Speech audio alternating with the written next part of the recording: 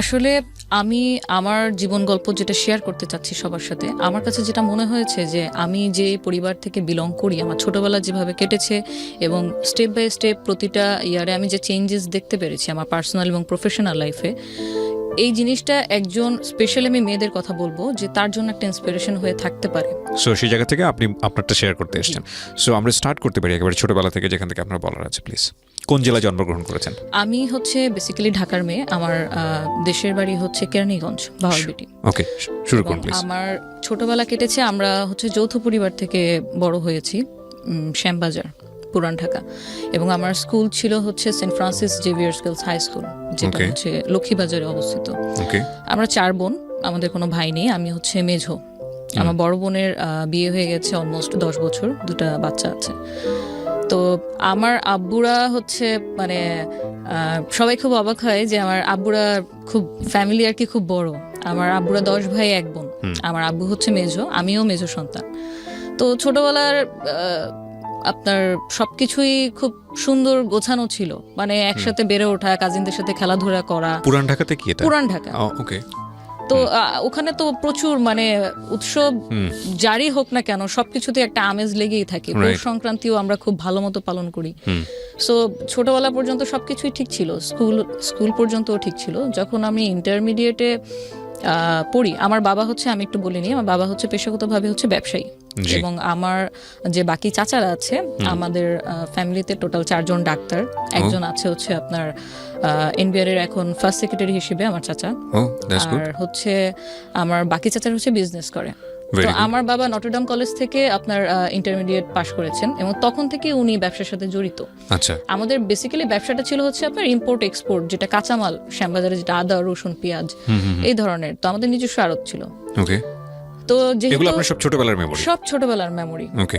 তখন পর্যন্ত মানে একদম স্পেসিফিক ভাবে যদি বলি যে ফিনান্সিয়ালি নিড বা অভাব জিনিসটা কি, এটা আমি কখনো বা আমার বড় বোনও কখনো আপনার ইন্টারমিডিয়েট পর্যন্ত আমরা ফেস করিনি বা ফিল করিনি। যেহেতু আবু আগে থেকেই পূর্ব ব্যবসায়ী ছিল, আমার চাচাদের মধ্যে যদি আমরা যেটা মনে করি ভালো থাকা, মানে সমাজে একটা ভালো থাকা, যেটা বলতে বুঝি যে নিজের একটা বাড়ি থাকবে, একটা গাড়ি থাকবে, এটাকে মোটামুটি সাধারণ জ্ঞানে আর কি আমরা ভালো থাকা বুঝি।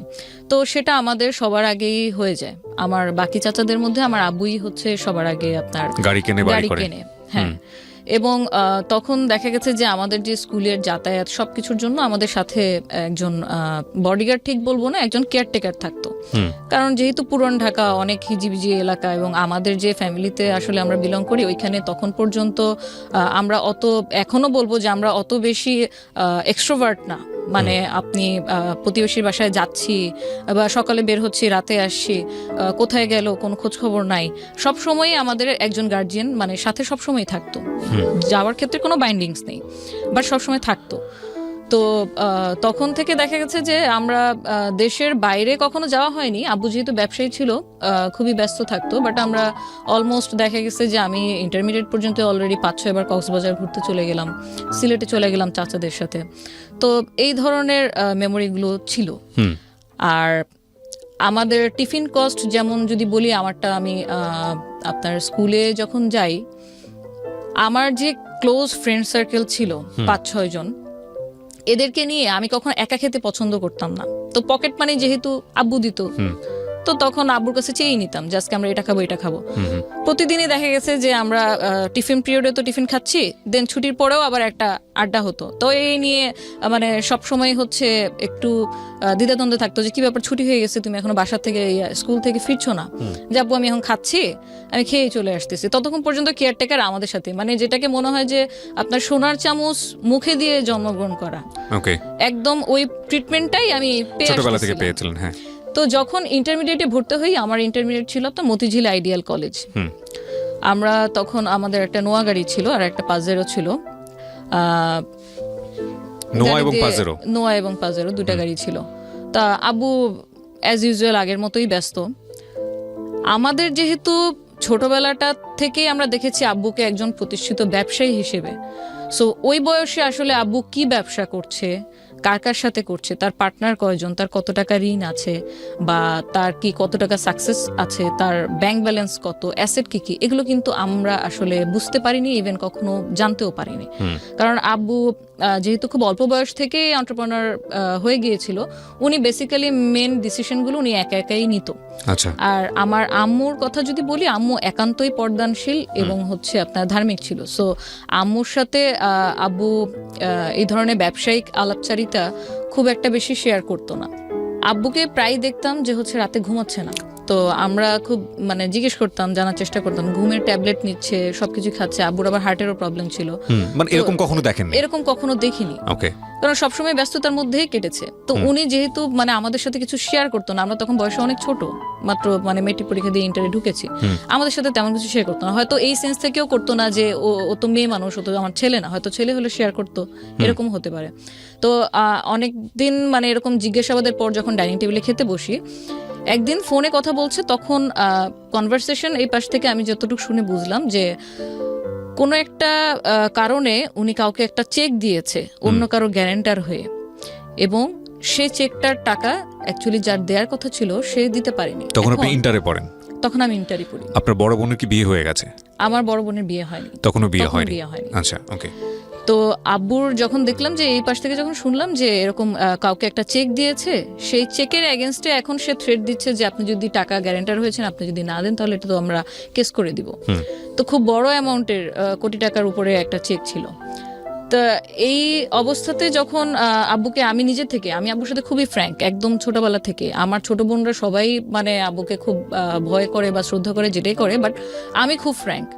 আমি সবসময় ওনার কোনো সমস্যা হচ্ছে কিনা বা আমার কোনো ডিমান্ড আছে কিনা এগুলো সবসময় সরাসরি বলতে পছন্দ করতাম। তো আব্বুকে যখন আমি সরাসরি জিজ্ঞেস করলাম যে হচ্ছে কোনো সমস্যা কিনা, তুমি কিসের চেকের ব্যাপারে কথা বলছিলাম, তো তখন বললো যে না কিছু না, এই একটু প্রবলেম হয়েছে আর কি। তো উনি এড়িয়ে যাওয়ার চেষ্টা করলো। তখন আমি বললাম না, তোমাকে আমি বেশ কিছুদিন ধরে দেখতেছি তুমি ঘুমাচ্ছ না, কেউ কি তোমাকে ফোনে কোনো থ্রেট করতেছে? তাহলে বলো, সলিউশন তো আছে। মানে বোনদের মধ্যে আপনি সবচেয়ে বেশি ফ্রি ছিলেন? মানে এই ধরনের কোশ্চেন তো বড় বোনের করার কথা। বড় বোনের করার কথা, এক্স্যাক্টলি, কিন্তু আমি আব্বুর সাথে বেশি ফ্র্যাঙ্কলি ছিলাম সব ব্যাপারে। তো আব্বু তখন বললো যে, তখন আমার সাথে শেয়ার করলো ঘটনা যে এরকম আমি তো একজনের উপকার করতে গিয়ে এখন আমি ফেসে গেছি। তো এখন দেখা যাচ্ছে যে ও টাকা তার দিচ্ছে না, এখন তারা আমাকে থ্রেট করছে যে হচ্ছে যদি না করি তাহলে চেকের মামলা হয়ে যাবে। এর মধ্যে একটা ছোট করে বলে রাখি, আমাদের মানে বিজনেস পারপাসে আব্বু ব্যাংক থেকে লোন নিয়েছিল বেশ কিছু অ্যামাউন্টের। তো ব্যাংক থেকে লোন নেওয়ার পরে সেই লোন এরকম বাড়তে বাড়তে বছরে বছরে বাড়তে বাড়তে প্রায় আপনার 24 কোটি টাকার কাছাকাছি চলে গিয়েছিল। ও, এটা আপনারা কেউ জানতেন না? আমরা জানতাম না, মাই গডনেস। কারণ এটা তো আমি যখন আরো ছোট, তখন থেকে হচ্ছে। আচ্ছা, তখন থেকে হচ্ছে? হ্যাঁ, তখন থেকে অলরেডি হচ্ছে। মানে আমি ইন্টারের পরেই আমার মেন হচ্ছে আপনার মানে ক্রাইসিসটা শুরু হয়, সবকিছু আস্তে আস্তে খোলাসা হতে থাকে। ওই পর্যন্ত আমরা কিছুই জানতাম না। ওকে। তো আব্বু তখন বললো যে না এরকম কিছু প্রবলেম হয়, সমস্যা নেই, আমি কথা বলে এটাকে আমি সর্ট আউট করে নিব।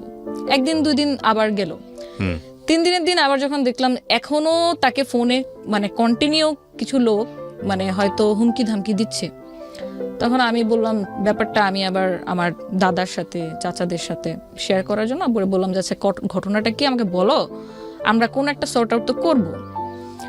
এখন এখানে যদি তোমারও কোনো ফল্ট থেকে থাকে বা যারই ফল্ট, এটা একটা সর্ট আউট করতে হবে। এভাবে ঝগড়াঝাটি করে তো আসলে ঝামেলা বাড়বে, ঝামেলা কমবে না। তো ওইখান থেকে দেখা গেলো যে হ্যাঁ, আবু বললো যে অমুকের কাছ থেকে আমি চেকটা আমি দিয়েছিলাম, কিন্তু এখন তো ওই উল্টা আমাকে থ্রেট দিচ্ছে।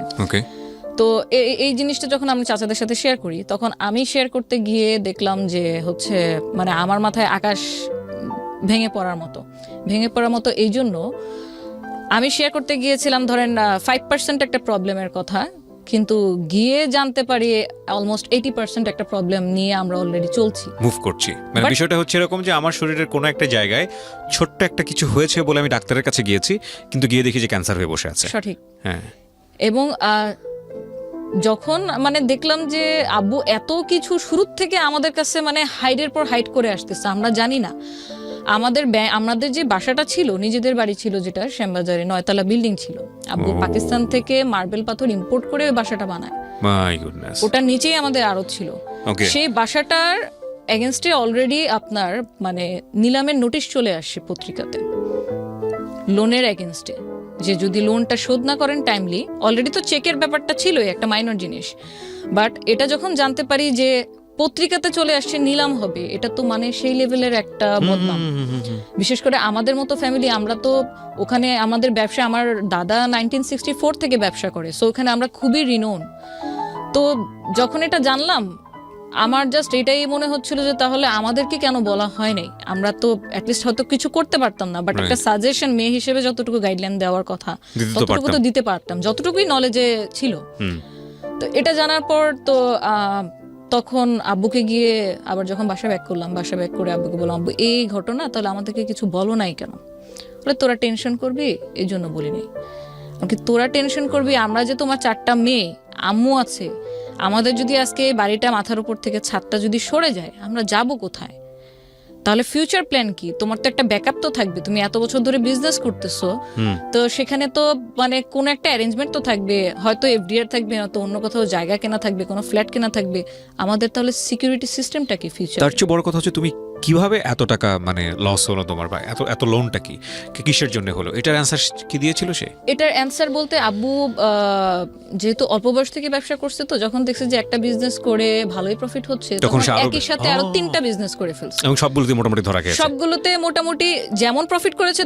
ব্যবসা আসলে হয় কি, যে লাভ হলে 500 টাকা লাভ হয়, লস হলে বা 5000 টাকা একসাথেই লস হয়। ট্রু। জাস্ট এই কারণেই আপনার ওই ব্যাংক লোনে যাওয়ার কারণে আমার দাদার সবসময় নিষেধ ছিল যে ব্যাংকে লোন করো না, কারণ এটা আমাদেরকে মানায় না, সবাইকে ব্যাংক লোন মানায় না।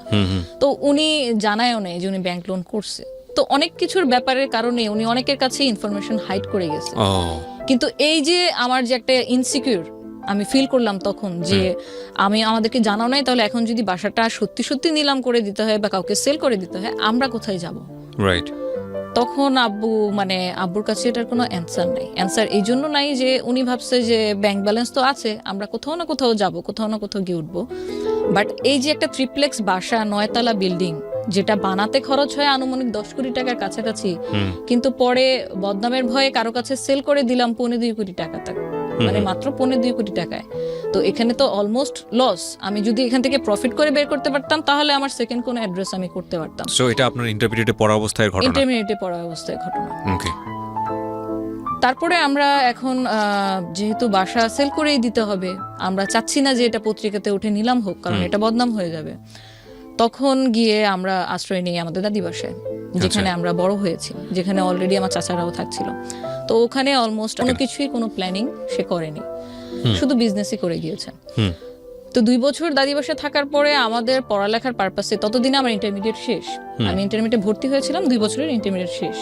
তখন আমি অনার্সে ভর্তি হবো ঢাকা সিটি কলেজে। তো ডিস্টেন্সটা অনেক বেড়ে যায়, যে এখান থেকে আবার ধানমন্ডি এসে ক্লাস করতে হবে। আমার বড় ততদিনে কি হয়েছে, আপনার বাবার বিজনেস সম্পূর্ণ গুটিয়ে নিয়েছে? তখন বিজনেস যেটা ছিল আমাদের আড়তের, সেটা সম্পূর্ণ নেই, এবং উনি ট্রাই করছিল ওনার যেটা আপনার ফিক্সড টাকা আছে সেটা দিয়ে নতুন কোনো ব্যবসা দাঁড় করানোর, পার্টনারশিপে অন্য কারোর সাথে।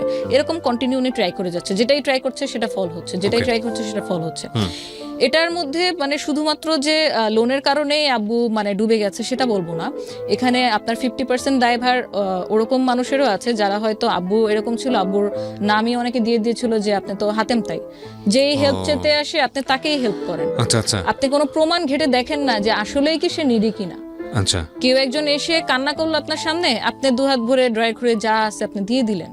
তো এই যে আব্বুর অনেস্টির একটা মিসইউজ, এটা কিন্তু উনি আমাদেরকে না জানায় অনবরত করে গেছে। নয়তো একটা মানুষ এত বছর ব্যবসা করছে, এতগুলো টাকা ওনার মানে ওইখান থেকে রেভিনিউ আসছে, তাহলে টাকাটা নিয়ে কেন কোনো ফিউচার প্ল্যানিং হয়নি? উনি কন্টিনিউ এই জিনিসগুলো করে গেছে, যে এই টাকা চাইছে আমার আজকে বাচ্চার অপারেশন করতে হবে, বা আমার ব্যবসা ডুবে গেছে, আমি একটা নতুন স্টার্ট আপ করবো, সেই ক্ষেত্রে আমাকে কি হেল্প করতে পারেন? এই মানে দান খয়রাতগুলো উনি কন্টিনিউ করে গেছে। এবং কারোর জন্য যদি আমি কোনো কিছু করি, সেটা যদি লোন হিসেবে হয়, সেটার এগেনস্টে তো একটা দলিল বা একটা ডকুমেন্ট কিছু একটা তো আমার থাকবে, যেহেতু সেটা আমি ফিডব্যাক পাবো। আব্বুর কোনো লোনের এগেনস্টে যাদেরকে লোন দিয়েছে কোনো ডকুমেন্ট ছিল না। সো যখন তাদের অবস্থা ভালোর দিকে চলে যায়, তখন কিন্তু তারা আব্বুকে চিনে নাই। ওকে। তখন একদম মানে টোটালি অপোজিট হয়ে গেছে, কয়েন ঘুরে গেছে, তখন তারা আব্বুকে চেনে না। অলরেডি তো আব্বুর ব্যবসা ডাউন, এখন সে অনবরত স্ট্রাগল করছে কিভাবে, কারণ সংসার তো চালাতে হবে, তার 4টা মেয়ে। তখন আপনার বড় বোনের বিয়ে হয়নি? তখন আমার বড় বোনের বিয়ে হয়নি। আমি যখন সিটি কলেজে অনার্সে ভর্তি হই, তো অনার্সের সেকেন্ড ইয়ারে পড়াকালীন সময় আমার বড় বোনের বিয়ে হয়। তো আমার তো আগে ছিল পুরান ঢাকায় স্কুল, আমি যাতায়াত করতাম আমার নিজস্ব গাড়িতে। কিন্তু এখন সিনারিওটা পুরোটা মানে একটা সিনেমার মতো আর কি চেঞ্জ হয়ে গিয়েছে, যে এখন আমরা থাকি পুরান ঢাকায়, বাট আমাকে ক্লাস করতে যেতে হচ্ছে সিটি কলেজে। আমার বোন তখন পড়তো আপনার স্ট্যামফোর্ডে এনভায়রনমেন্টাল সায়েন্সে। তো যাতায়াত ব্যবস্থার জন্য আমাদের দাদি বাসায় যতগুলো গাড়ি ছিল আসলে সব চাচারাই যার যার পার্সোনাল গাড়ি ইউজ করতো। যে ডাক্তার সে তার গাড়ি নিয়ে বের হয়ে যাচ্ছে, যে ব্যবসায়ী সে তার গাড়ি নিয়ে বের হয়ে যাচ্ছে। তো এই কমিউনিকেশন গ্যাপটা কিভাবে ইরেজ করা যায় সবকিছুই দেখা গেল যে একটা টানাপোড়ার মধ্যে চলে আসতেছে। তো যে মেয়ে আমি কোনোদিন মানে গাড়ি ছাড়া কোথাও মুভ করিনি, আমি তখন বাসে উঠি, পাবলিক বাস মালঞ্চ বাসে করে আমি সূত্রপুর বাস স্ট্যান্ড থেকে আমি সিটি কলেজে আসা শুরু করি। কিন্তু বাসের টিকিট কিভাবে কাটতে হয়, কি বলতে হয়, বাসের হ্যান্ডেল কোনটা ধরে উঠবো, কোন সিটে বসতে হয়, বা আর কোনো ফর্মালিটিস আমি কখনো জীবনে কোনোদিন পাবলিক বাসে উঠিনি।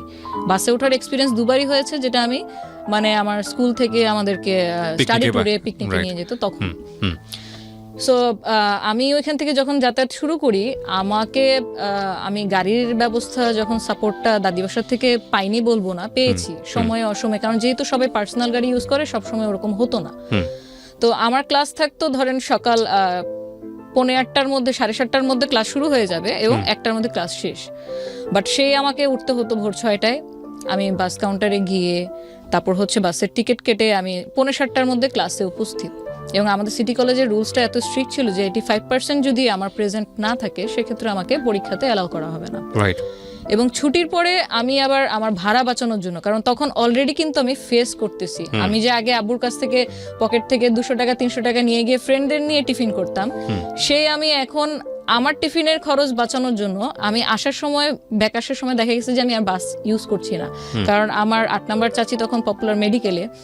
তো আমি স্টার কাবাব যেটা আছে ধানমন্ডিতে সিটি কলেজের পাশেই, ক্লাস শেষে 1টা থেকে বিকেল 5টা পর্যন্ত স্টার কাবাব বেকারিতে আমি ওয়েট করতাম। তো ওয়েট করতে করতে দেখা গেছে যে মানে এতক্ষণ তো আসলে একা একা বসে থাকা যায় না, গেলাম কিছু খেলাম, কিন্তু কতক্ষণ আর এভাবে বসে থাকবো, ব্যাগ নিয়ে কখনো কখনো ঘুমিয়েও যেতাম। এই জিনিসটা আমার সাথে রিপিটেশন চলতে থাকে অলমোস্ট 5 বছর অনার্স চলাকালীন সময়। তো তখন দেখা গেছে প্রতিদিনে যদি আমার 30 টাকা বা 40 টাকা করেও আমার টিকিটের খরচটা আমি বাঁচাই, সেটা আমি পরবর্তীতে আমি আরেকদিন টিফিন করতে পারছি। বা আমার যে টিউশন গুলো আছে, আমি অ্যাকাউন্টিং টিউশন পড়তাম, আমার ফাইন্যান্স পড়তে হইতো, ওই টিউশন ফি গুলো আমার দেখা গেছে যে ওখান থেকে ম্যানেজ হতো। কারণ তখন পর্যন্ত আব্বু মানে ওই যে বলে না, মানুষ যদি আপনার নিচু থেকে উপরে ওঠে তাহলে যে স্ট্রাগলটা করতে হয় সেটা একমুখী, কিন্তু যখন মানুষ একবার উঠলো আবার পড়ে গেল এবং তখন তাকে মানিয়ে চলার যে একটা ব্যাপার, ভয়ঙ্কর, এইটা আসলে মানে ভাষায় বলা যাবে না, এক্সপ্লেইন করার মতন, এটা ভয়ঙ্কর থেকেও ভয়ঙ্করতম জিনিস।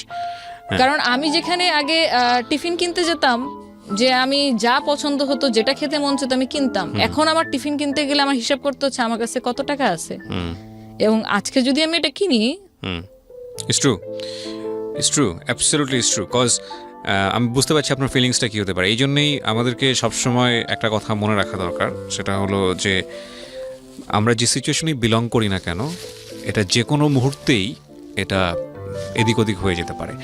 বাট এই স্টোরি থেকে দুর্দান্ত একটা লেসন আছে, আপনারা শেষ পর্যন্ত কন্টিনিউ করেন। এই লেসনের জায়গাটা আমি আপনাদের খুব স্ট্রংলি বলতে পারি যে ডেফিনেটলি এখানে আছে, এবং শেষ পর্যন্ত আমরা শুনলে বুঝতে পারবো যে আসলে কত বড় শিক্ষণীয় একটা গল্প এটা। বলেন তারপর।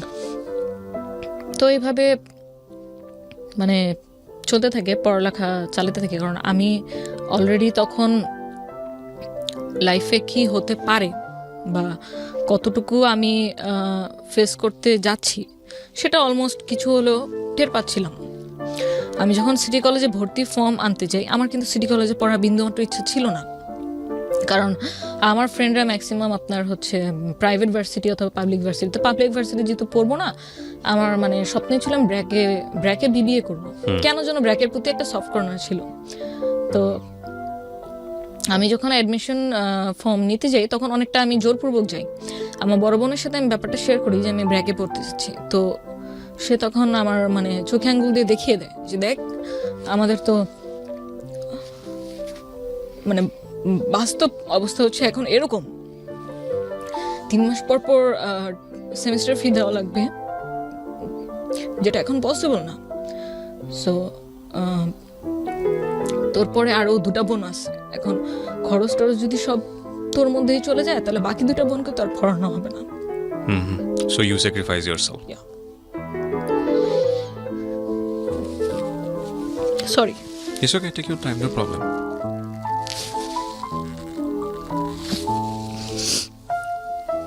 ভেরি লার্নিং স্টোরি প্রিয় দর্শক এবং শ্রোতা, শেষ পর্যন্ত শুনবেন আপনারা।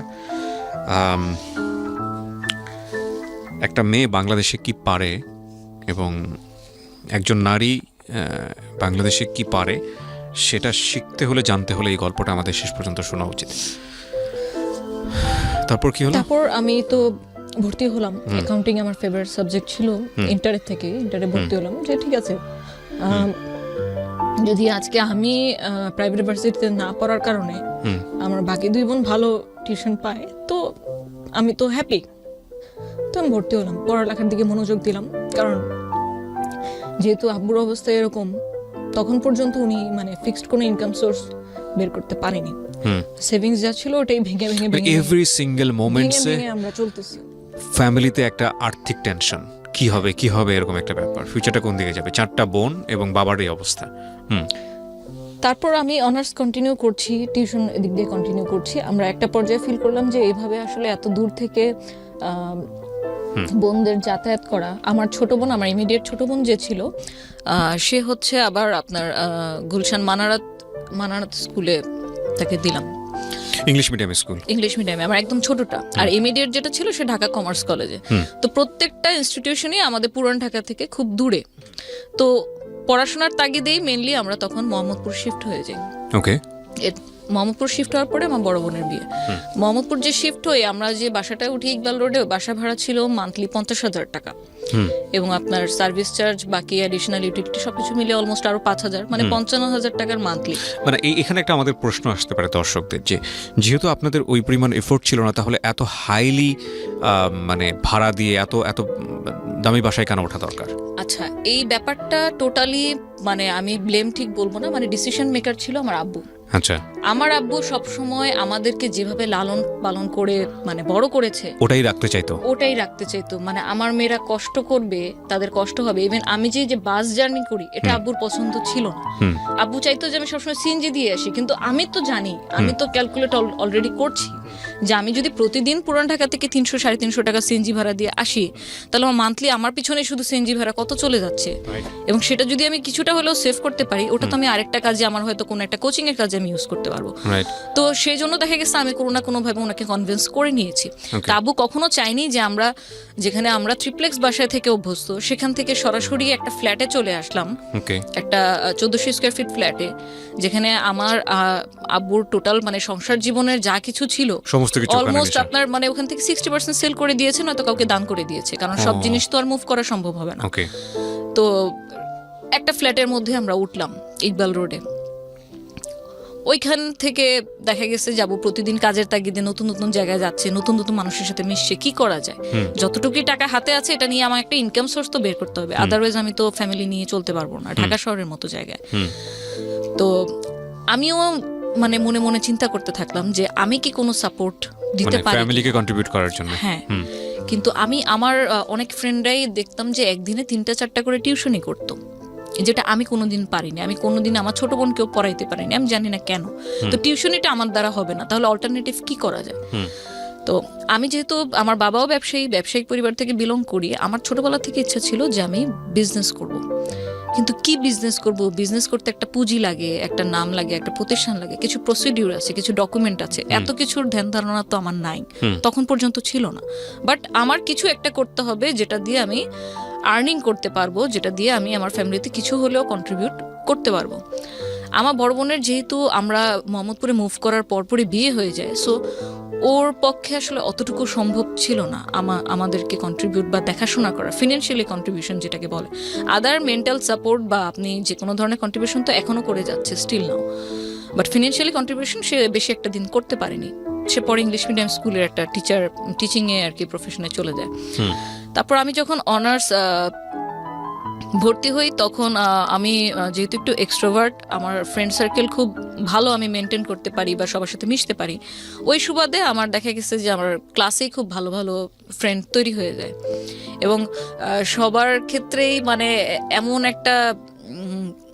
একটা ফিডব্যাক আমার পেতে হয়েছে, যখন আমার সাথে কেউ মিশতো খুব ভালো ঘনিষ্ঠ ফ্রেন্ড হয়ে গেছে, আস্তে আস্তে যখন ও আমার ব্যাকগ্রাউন্ড জানতো, আমার ফ্যামিলি এই বাবা এই ছিল, আমরা অমুক জায়গায় ছিলাম, আমাদের এই ছিল, সবাই শুধু আমাকে একটা কমন কোশ্চেন কেন যেন করতো, তোমাকে দেখে তো বোঝা যায় না যে তোমাদের এত মানে সম্পত্তি ছিল। কোশ্চেনটা আমার কাছে খুব ব্যক্তিগতভাবে ফানি এই জন্য লাগতো যে আমাকে কি অলওয়েজ শো করতে হবে যা আমার কি আছে? আমি তো এটা তখন শো করতে পারবো যেটা আমি নিজে ইনকাম করতে পারবো। ওটা আমার দাদার ছিল, ওটা আমার বাবার ছিল, ওটা আমার ছিল না। সো যাই হোক, এভাবে করে যখন আমি খুব ভালো একটা ফ্রেন্ড সার্কেল মেনটেন করলাম, ওখানে একটা ফ্রেন্ডের সাথে আমার খুব ফিমেল ফ্রেন্ড, যেহেতু অনার্সে পড়তাম, খুব ভালো সম্পর্ক হয়, খুব ভালো ফ্রেন্ডশিপ। তো ওর সাথে আমি আমার এই আইডিয়াটা শেয়ার করি যে আমি এরকম ক্রাইসিস যাচ্ছে, তো আমরা যদি এখন আমি চিন্তা করছি যে কিছু একটা করি, কিছু একটা করলে ইনকাম হলো। তো একে একে আসলে সত্যি কথা বলতে সাহস পাচ্ছিলাম না। পুরান ঢাকা থেকে বিলং করি, ঠিক আছে, আমার সোর্সিং জানা আছে, কোথায় কি পাওয়া যায়। বিজনেস করতে গেলে আমি যদি প্রোডাক্ট নিয়ে কোনো বিজনেস করি বা সার্ভিস নিয়ে করি, কোন জায়গাটায় চিপে আমি কোন জিনিসটা পাবো, কোন জায়গায় আমার ম্যান পাওয়ারটা আমি ভালো পাবো, চিপে পাবো, এক্সপার্ট পাবো, এই আইডিয়াগুলো আমার ছিল। কিন্তু যে একজন থাকে না যে সাপোর্ট দেওয়ার মতো, তো আমি মনে মনেই খুঁজছিলাম যে সেটা যদি আমার ভালো বেস্ট ফ্রেন্ডই হয় তাহলে কেন না। তো আমি যখন আইডিয়াটা তার সাথে শেয়ার করলাম, সেও রাজি। কি ছিল আইডিয়াটা? এখন আমাদের মানে বিজনেস করার আইডিয়াটা একটা অফার থেকে আমরা গেইন করি। আমরা পরিকল্পিতভাবে কোনো আইডিয়া মানে তখনও মেক করতে পারিনি। She was my friend. তো তারই কোনো এক ফ্রেন্ড অফার করলো যে দোস্ত, আমার এক ফ্রেন্ডের বিয়ে হবে, তো ওর কিছু ডালাকুলা সাজিয়ে দিতে হবে। এখন তোর কি কোনো লোক আছে, তুই পারবি? ও তো প্রথমে বললো যে হ্যাঁ হ্যাঁ হ্যাঁ পারবো, লোক আছে। কারণ আমি তো অলরেডি ওটা নিয়ে আমরা মানে ঘাটতেছিলাম যে কি করা যায়। So you are planning for an event planner. okay. তো 2010 এর কথা বলছি আমি। 2010 এ তখন পর্যন্ত আমরা হিন্দি একটা মুভি জানি যে ব্যান্ড বাজা বারাত, খুব ফেমাস হয়েছিল যে ইভেন্ট প্ল্যানারের এরকম। তখন পর্যন্ত মুভিটা রিলিজ পায়নি। তো যখন ওর কাছ থেকে কথাটা শুনলাম, তখন দুজন মিলেই মানে সম্মিলিতভাবে ঠিক করলাম যে আচ্ছা, আমরা অন্য কাউকে দিয়ে কেন করাবো, আমরা তো চাচ্ছিলাম কিছু একটা করতে, চল আমরা এটাই ট্রাই করে দেখি। আমরা নিজেরাই করি, আমরা নিজেরা করে দেই, যদি দেখি যে হ্যাঁ ক্লায়েন্ট স্যাটিসফাইড, তোর ফ্রেন্ড স্যাটিসফাইড, তাহলে আমরা এটা নিয়ে আরো ডিপলি চিন্তা করবো। এগুলো সব একটা লিস্ট আউট করলাম, যেহেতু আমরা নতুন, আমরা জানি না। তো পরে গাউসিয়া গেলাম, চকবাজার গেলাম, কোথায় ডালা পাবো, কোথায় কুলা পাবো, ভিতরে কি কি দিতে হয়, ওই জিনিসগুলো যদিও সে দিত, বাট ওগুলো সাজাবো কোন ওয়েতে, এটা মেয়ের ডালা না ছেলের ডালা, কালার কি কি দিলে ভালো হয়, কালার কোড আছে কিনা। নেভার, না I have personal experience on this, কারণ আমার বোনের বিয়ে সম্পূর্ণটা আমি অ্যারেঞ্জ করেছি। এবং আমার ফ্যামিলিতে যতগুলো প্রোগ্রাম হয়েছে, দেখা গেছে কোনো না কোনো একটা দায়িত্ব আমাকে দেওয়া হতো, এবং আমার দায়িত্ব আমি যতটুকু পালন করতাম সবাই খুব হ্যাপি। এই কাজটা মানে এই যে ইভেন্ট ম্যানেজমেন্টের যে বিষয়টা, এটা আমাকে ছোটবেলা থেকে খুব উৎসাহ দিত। তো মেন্টালি একটা প্রিপারেশন ছিল যে এই টাইপের কিছু করবো, বাট এরকম অফারটা সামনে থেকে আসাতে আমার জন্য খুব ইজি হয়ে গেছে ওটাকে গ্র্যাব করা। তো পরে আমরা ওটা করলাম, ওটাতে সাকসেসফুল হলাম। দেন আমরা আরো ডিপলি প্ল্যানে গেলাম। কত টাকা পেলেন ওখানে? আমাদের প্রফিট ছিল 1500 টাকা। আমরা কিছু ডালাকুলা 4-5টার মতো ডালাকুলা ওদেরকে সাজিয়ে দিই, মানে আমাদের প্রফিট ছিল 1500 টাকা। 1500 টাকা পেয়ে আমরা তখন মহা খুশি, কারণ এটা লাইফের আমার মানে ফার্স্ট ইনকাম। তো তখন প্ল্যান করি এটাকে নিয়ে আরো ডিপলি কি করা যায়। এই করতে করতে আমরা একটা লিস্ট তৈরি করলাম যে ইভেন্ট ম্যানেজমেন্টে কি থাকে, আমরা কতটুকু সাপোর্ট দিতে পারবো, আর আমরা এটাকে প্রচার করব কিভাবে, মানুষকে জানাবো কিভাবে যে আমরা এই কাজ করি, আর আমাদের কাজগুলো করে দিবে কে। এই টোটাল জিনিসটা মানে লিস্ট আউট করলাম। আমি যেহেতু তখন একদমই মানে নিউবি, বিজনেস মানে এন্টারপ্রেনার হিসেবেই নিউবি, সো ওর সাথে যে আমার যে একটা বেস্ট ফ্রেন্ডের রিলেশন, এটাই আমার কাছে তখন মুখ্যম বিষয়। পার্টনারশিপ করতে গেলে যে এখানে কোনো ডকুমেন্ট করতে হবে, এডিট করতে হবে, এই ধরনের কিন্তু কোনো আইডিয়াই ছিল না।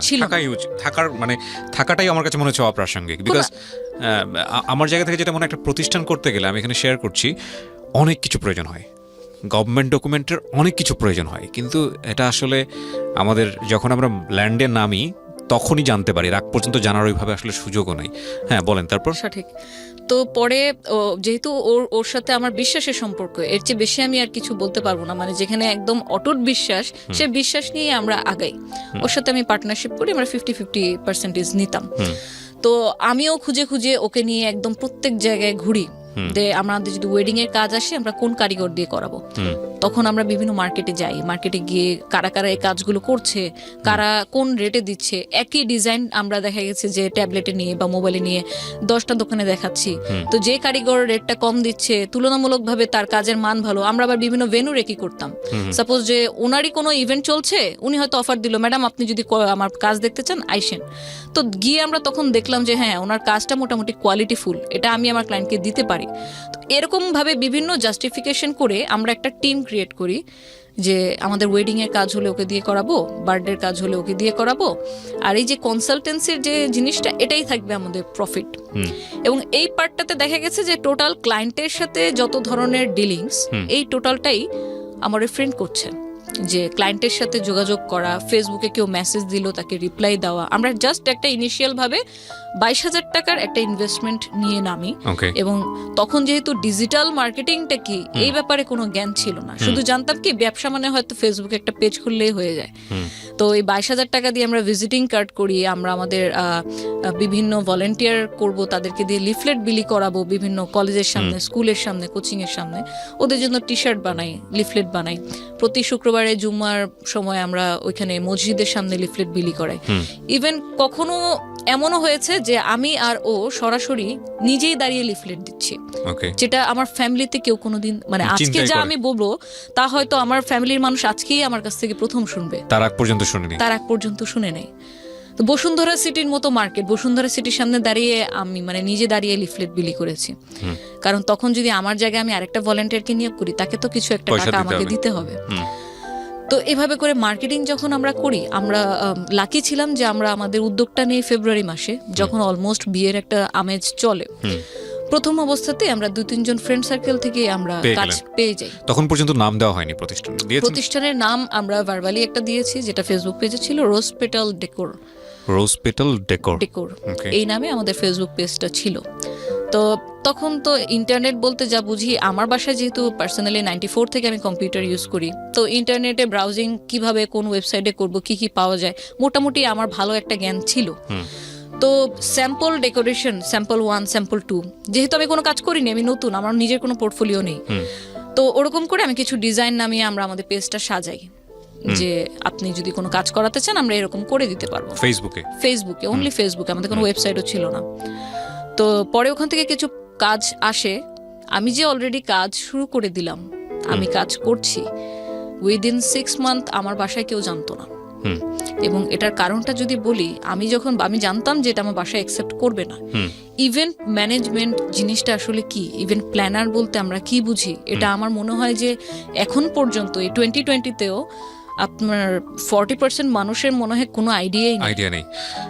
ইভেন্ট ম্যানেজমেন্ট জিনিসটা আসলে এখন পর্যন্ত প্রায় 40%-এর মানুষ অ্যাকুরেট বোঝে না যে ইভেন্ট ম্যানেজমেন্টটা কি। এই কারণে আমি আমার বাসায় শুরু থেকে বলতে চাইনি, কারণ আমি মানে আব্বুর সাথে, যেহেতু আমি আগেও মেনশন করেছি যে অনেক ফ্রি, আমি অনেক স্টাডি ট্যুরে চলে গিয়েছি, শুধু একটা হোয়াইট পেপার দিয়ে যাবো, একটা সাইন করে দাও। কারণ আমাদের স্কুলের বা কলেজের নিয়ম ছিল যে পারমিশন লেটার লাগবে গার্জিয়ানে, তাহলে তুমি যেতে পারবা। তো সেই জায়গা থেকে আমি জানতাম, আব্বুকে বুঝতাম যে কোন কাজটা করতে গেলে এখানে বাধা আসবে। কিন্তু আমি ভেতর তখন এটাও ফিল করছি যে আমি যদি এখন কোন একটা স্টেপ না নেই, তাহলে যেভাবে চলছে এভাবে আদৌ কয়দিন চলতে পারবে। তো এই জন্য আমি জানাইনি, ইচ্ছে করে আমি ইন্টেনশনালি 6 মাস পর্যন্ত আমি জানাইনি। ইভেন হয়তো আমি আরো বেশি দিন জানাতাম না, কিন্তু যখন দেখলো আমি রাত জাগা শুরু করলাম, রাত জেগে আমি ডিজাইন করতাম, বিভিন্ন ডিজাইন কালেকশনে নামাতাম, আমি ক্রিয়েটিভ কাজ করতাম, আমার বার্থডে সেটটা কিরকম হলে ভালো হয়, মেয়েদের জন্য হলে কি, বিভিন্ন অফার টফার আমাদের পেজে দেওয়া লাগতো। তারপর একদিন যখন আমার লিফলেট কিছু আমার বাসায় ছিল, আব্বু একদিন এমনিতেই হয়তো আমার অ্যাবসেন্সে রুমে ঢুকে তখন লিফলেটটা হাতে পেয়ে গেল। এটা মানে উনি ওয়েট করছিল যে কখন আমি বাসায় ব্যাক করব কলেজ থেকে। তো সেই দিন তো একদম পুরা ধরা। তা আমি আবার ছোটবেলা থেকে এরকম, ভালো হোক মন্দ হোক যেটাই হোক, আমি মিথ্যা কথা কখনো বলি না, কারোর সাথেই না। এখন যদি আমাকে মার খেতে হয়, বকা খেতে হয়, খাবো, কিন্তু মিথ্যা বলবো না, কারণ মিথ্যা একদিন, দুদিন, 3 দিনে আমাকে সেভ করবে। এরপরে সো আব্বুকে বললাম যে আব্বু আমি এরকম বিজনেস শুরু করছি। কিসের বিজনেস? এগুলো কি? বেলুন দিয়ে ডেকোরেশন, বিয়ের স্টেজ, এগুলো কি? তা আমি বললাম যে আমি বিজনেস শুরু করছি আমার ওই ফ্রেন্ডের সাথে।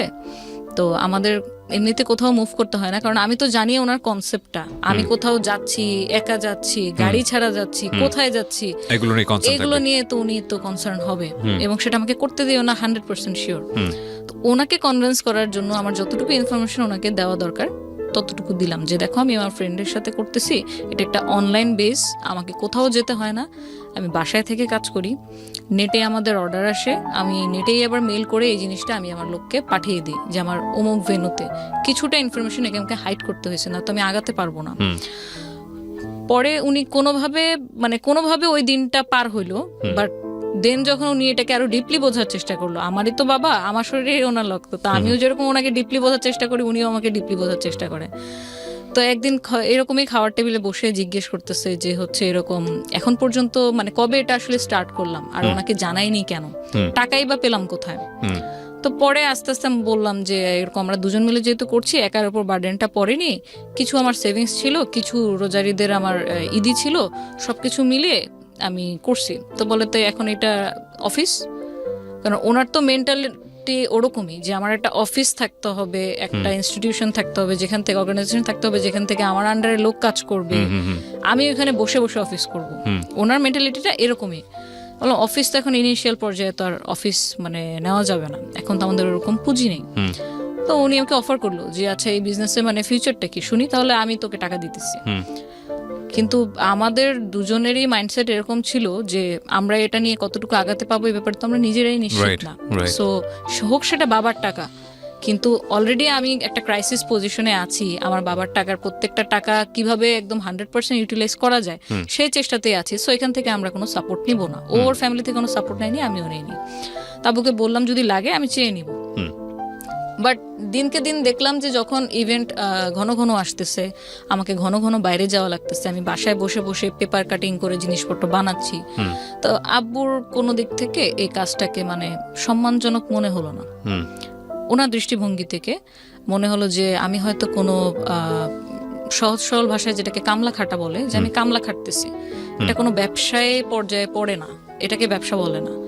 আচ্ছা, তো আব্বুর কাছে এই কাজটা তখন যেটা বুঝলাম যে সম্মানজনক মনে হচ্ছে না, কারণ উনি তো দেখে আসছে, নিজেও ব্যবসা করে আসছে, যে একটা অফিস থাকবে, সাথে কিছু অ্যাসিস্ট্যান্ট থাকবে, ওখানে বসে অফিস করবে, কাজের লেভেলটাই অন্যরকম। বাট যখন দেখতেছে যে আমি ক্লায়েন্ট থেকে অর্ডার নিচ্ছি ঠিকই, কিন্তু আমি বাসায় বসে অনলাইনে চ্যাটিং করছি, বা হচ্ছে আমার হাতে করার যে কাজগুলা, বেলুন দিয়ে কোনো কাজ বা হ্যান্ডিক্রাফট আইটেম, এগুলো নিজে বাসায় বসে বসে করছি, স্টিকার কাটছি, তখন এই জিনিসটা ওনার কাছে ভালো লাগলো না, যে আমার মেয়ে কেন আমার মেয়ে কেন এই ধরনের কাজ করবে, এটা কি কোনো কাজের মধ্যে পড়ে নাকি। আমাকে পরে এক পর্যায়ে এরকম অফার করে বসলো যে তোমার মান্থলি কত টাকা লাগবে, তুমি বাসায় বসে থাকো, আমি তোমাকে টাকা দিচ্ছি। দ্য থিং ইজ দ্যাট আপনি তো এখনো বিয়ে করেননি। না, আমি বাবা, আমার একটা মেয়ে আছে, 3 বছর বয়স ক্রস করেছে। আপনার বাবার ব্যাপারটা আমি ফিল করতে পারি, আপনি যেটা বলছেন সেটা 100% রাইট। আমার মেয়ে হলেও আমি খুব টেনশনে থাকতাম। এটাকে আসলে নেগেটিভলি নেওয়ার কিছু নাই, but it happen in family, right? Okay, বলেন তারপর। তো তারপর যখন আমাকে যখন দেখলো আমি কাজে খুব মশগুল হয়ে যাচ্ছি, খুব ডিপলি কাজটা আমার পড়াশোনার ক্ষতি করে না, বাট আমি কাজটাকে খুব পছন্দ করছি, যত দিন যাচ্ছে আমি এটাতে বেশি ইনভলভ হয়ে যাচ্ছি। আগে হয়তো মান্থলিতে একটা কাজ করতাম বা 2টা, এখন এমনও হয়েছে যে এটা অলমোস্ট আমার 1 বছর হয়ে গেছে, 1 বছর 1.5 বছর রানিং আমার ব্যবসার। তো তখন দেখা গেছে যে আমার একটু বেশি বেশি অর্ডার আসতেছে, তখন অফ সিজনেও আমি কাজ করতেছি, আমাকে পেমেন্ট দেওয়ার জন্য বাসায় বিভিন্ন লোক আসতেছে, হয়তো নিচে দাঁড়াচ্ছে যে ম্যাডাম পেমেন্টটা নিয়ে আসছি, এটা একটু কালেক্ট করার জন্য। তো এই যে লোকজন আসতেছে, আব্বুর এটাও টেনশন হয় একজন বাবার দৃষ্টিকোণ থেকে, যে এই যে লোকটা আসলো তার ব্যাকগ্রাউন্ড কি, সে জাজ করতেছে যে হচ্ছে এখন তো আজকে হয়তো সে তোর আন্ডারে আছে, হয়তো ওয়ার্কার বেসিসে আছে, দিনমজুর হিসেবে আছে, কিন্তু এটা কি অ্যাকচুয়ালি ভালো কিনা লোকটার। আমরা যখন কাউকে এমপ্লয়েড করি তখন তো তার সিভি নেই বা কিছু নেই, বাট আমার তো ওদেরকে আসলে হাজিরা বেসিসে কাজ করা। ওর ব্যাকগ্রাউন্ড সম্পর্কে সত্যি কথা বলতে একটা এনআইডি কার্ডও আমার ছিল না। সো আব্বুরও এই কনসার্ন থাকাটা ঠিক ওনার জায়গা থেকে। তো তো যখন দেখলাম বেশি বেশি ইনভলভ হচ্ছি, তখন আমাকে একটা পর্যায়ে অফারই করে বসলো যে হচ্ছে দেখো তুমি এরকম প্রতিদিন বাইরে যাও, বিভিন্ন ভেন্যুতে যাও, এই যে ভেন্যুতে দাঁড়ায় থাকো, মানুষ আসে কোশ্চেন করে তোমাকে, এটা এরকম কেন হয়েছে, এটা ঠিক করে দেন, একটা পেন নেওয়া, মানুষের কথা শোনা, আবার একদম লাস্ট পর্যন্ত থেকে তাদেরকে হ্যান্ড ওভার করে দেওয়া। কেউ কেউ অনেকে বিলও কম দিচ্ছিল তখন প্রথম যে ডিড হয়েছে সাপোজ কথার কথা যে 20,000 টাকা কোনো একটা কাজ, সেখান থেকে আমাকে দেখা গেছে যে 5,000 টাকা কেটে দিচ্ছে, 2,000 টাকা কেটে দিচ্ছে। তো এই জিনিসগুলা উনি তো ওনার জায়গা থেকে কিছু হলেও বুঝতে পারতেছিল, কারণ অ্যাকচুয়ালি আমি তো একদম মানে কাদামাটি থেকে গড়ে ওঠা মানুষ। সো তখন বলো যে তোমার মান্থলি কত টাকা হাত খরচ লাগবে বলো, আমি তোমাকে দিচ্ছি, কিন্তু তুমি এই কাজটা অ্যাটলিস্ট করো না, আমার মান সম্মানটা কিছু হইলেও রাখো। ওনার খুব মানে প্রেস্টিজে লাগলো যে আমি এই ধরনের কাজ কেন করছি। এই জায়গা থেকে মেন কনফ্লিক্টটা আব্বুর সাথে আমার শুরু হয়। আমি হচ্ছে যে না, আমি করব কাজ, কোনো কাজকে আসলে ছোট করে দেখা যাবে না। আমার দাদার সিম্পল একটা ব্যাকগ্রাউন্ড যদি বলি, উনি কিন্তু পাকিস্তান 1964 থেকে উনি বিজনেস করে, কিন্তু উনি কি এক লাফে শিল্পপতি হয়ে গেছে তা তো না। ওনার কিন্তু একটা স্ট্রাগল ছিল, সাইকেল চালিয়ে হাটে পান নিয়ে চলে যেত, পাকিস্তান বর্ডারে পান বিক্রি করতো, গামছা বিছিয়ে কলা বিক্রি করতো। যখন আপনার দোকান ছিল আড়তে, আমাদের প্রথম আড়ত, তখন আমার দাদা কখনো এটা চিন্তা করেনি যে হচ্ছে আমার আজকে যদি আমি মজুদ, এখন আমরা রিসেন্টলি যেটা দেখি পেঁয়াজের দাম কেন বেড়ে যায়, আদার দাম কেন বেড়ে যায়, আমার দাদা কখনো মজুদ করে রাখতো না। ওনার হিসাব ছিল আমার আজকে খাবারের মতো টাকা উঠে গেছে, আমি শাটার বন্ধ করে বাসায় যেয়ে ফ্যামিলিকে টাইম দিব। সো ওই জিনিসটা না আমার ভিতরেও কাজ করতো যে যদি আমার দাদা কলা বিক্রি করতে পারে, উনি যদি পান বিক্রি করতে পারে মানুষের কাছে, দেন তো ইম্পোর্ট ব্যবসা শুরু করলো। কি ছিল মানে কি করেছিল শেষ পর্যন্ত? ওনার তো হচ্ছে উনি ইন্ডাস্ট্রিয়ালিস্ট ছিল, ওনার রেক্সিনের ফ্যাক্টরি, তারপর হচ্ছে আমাদের যে এটা হচ্ছে আমাদের মানে পিতৃগত ব্যবসা, যেটা যে ইম্পোর্টার কাঁচামালের, আমাদের এখন বর্তমানে এখন পর্যন্ত 2টা আড়ত আছে ওখানে আমার দাদার। মানে কাঁচামাল বলতে মানে সব ধরনের বাজারের কাঁচা সবজি থেকে শুরু করে সমস্ত কিছু, যে আদা রসুন পেঁয়াজ তারপর মরিচ এগুলো। এখন তাহলে আমি যদি আজকে আমি নিজে লিফলেট বিলি করলাম, বা নিজে দেখা গেছে যে আমার ফুলের ওয়ার্কারের জায়গায় আমি তো প্রত্যেকটা কাজ বলবো হাতে ধরে শেখা, আমি যে শুধুমাত্র ভেন্ডর হায়ার করেছি তা না। এই যে বেলুন কিভাবে আপনার ফ্লাওয়ারের একটা শেপ নিয়ে আসতে হবে, সেটা কিন্তু আমি আমার ওয়ার্কে শিখাইছি। ইউটিউবে ভিডিও দেখে, টিউটোরিয়াল ভিডিও দেখে, ওরা তো এসব জানে না, ওরা টেকনোলজি থেকে অনেক দূরে।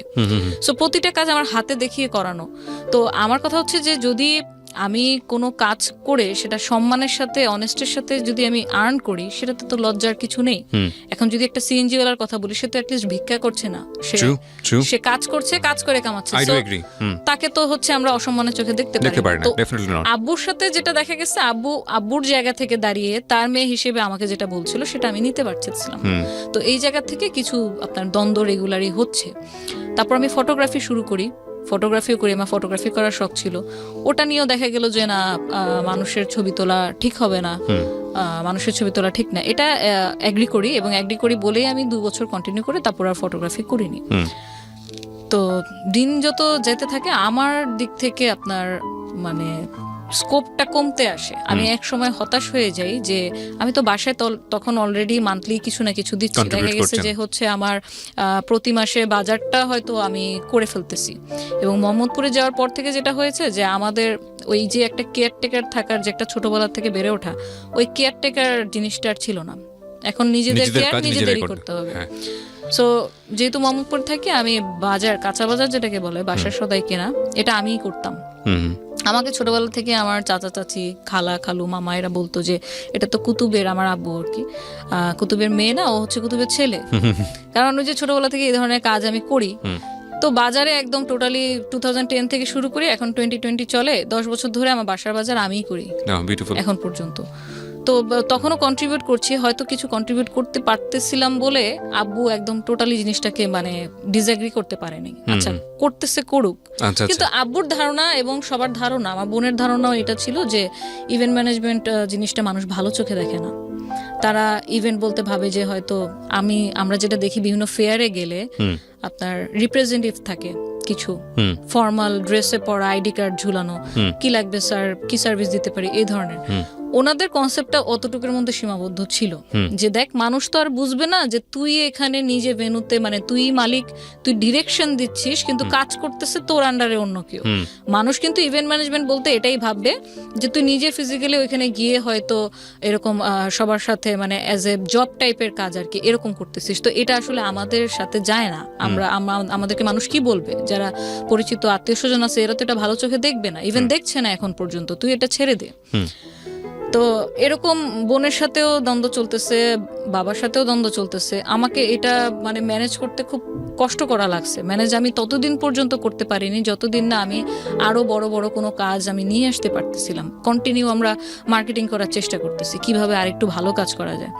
তো আল্লাহর অশেষ রহমতে দেখা গেছে যে অ্যাটলিস্ট 3 বছর যখন কেটে যায় আমরা মোটামুটি তখন কিছু টুকটাক কর্পোরেট কাজ করা শুরু করি। যেমন আমরা বসুন্ধরা সিটি শপিং মলে আপনার রমজান মাসে যে 1 মাসের একটা ডেকোরেশন থাকে, আউটডোরে গেট থাকে, এই কাজটা আমরা প্রভিটা গ্রুপের স্পন্সরশিপ নিলাম, নিয়ে ওদের ব্যানারে আমরা ওখানে ডেকোরেশন করি। তখন আমরা রিয়েলাইজ করি কর্পোরেট কাজ কতটুকু ভ্যাস্ট হয়। মানে আপনার বসুন্ধরার সেই অ্যাডমিন লেভেলে গিয়ে ওনাদেরকে প্রপোজাল দেওয়া, এবং তখন যেটা আমরা ফিল করি যে যেটা বললাম যে আমাদের ডকুমেন্ট ছিল না কোনো, ট্রেড লাইসেন্স, টিন সার্টিফিকেট, এই জিনিসগুলো আমাদের কোম্পানির নামে ব্যাংকে অ্যাকাউন্ট আছে কিনা, এই জিনিসগুলো যখন ভেরিফাই করা শুরু করে তো তখন দেখা গেল যে এই জায়গা তো আমরা ধরা। তাহলে আমরা এখন যে আমরা কাজ করব, একটু কর্পোরেট লেভেলে ঢুকবো, বড় কোনো কাজ করবো, সেক্ষেত্রে তো আসলে ওরকম পেরে উঠতেছি না। তো আমি পরে স্যারদের সাথে কথা বলে কনভিন্স করলাম যে স্যার আমরা আসলে সত্যি কথা বলতে কর্পোরেট কাজ আমরা টুকটাক করেছি, বাট এরকম ভ্যাস্ট লেভেলে এখন পর্যন্ত করিনি। আপনি যদি আমাদের কাজের পোর্টফোলিও দেখতে চান, পোর্টফোলিও দিতে পারি, আমরা হয়তো খুব শীঘ্রই এটা আপনি যেটা যেটা ডকুমেন্ট বললেন আমরা করে ফেলবো। তো উনি খুবই সাপোর্টিভ ছিল, ওনার মেয়ের মতো করে আমাদেরকে বুঝালেন যে দেখো তোমরা যেহেতু করতেছো তাহলে প্রফেশনালি করো, জিনিসটাকে এরকম করলে তোমাদের জন্য বেটার হবে, আরো বড় বড় ভালো ভালো কাজ তোমরা নিতে পারবা।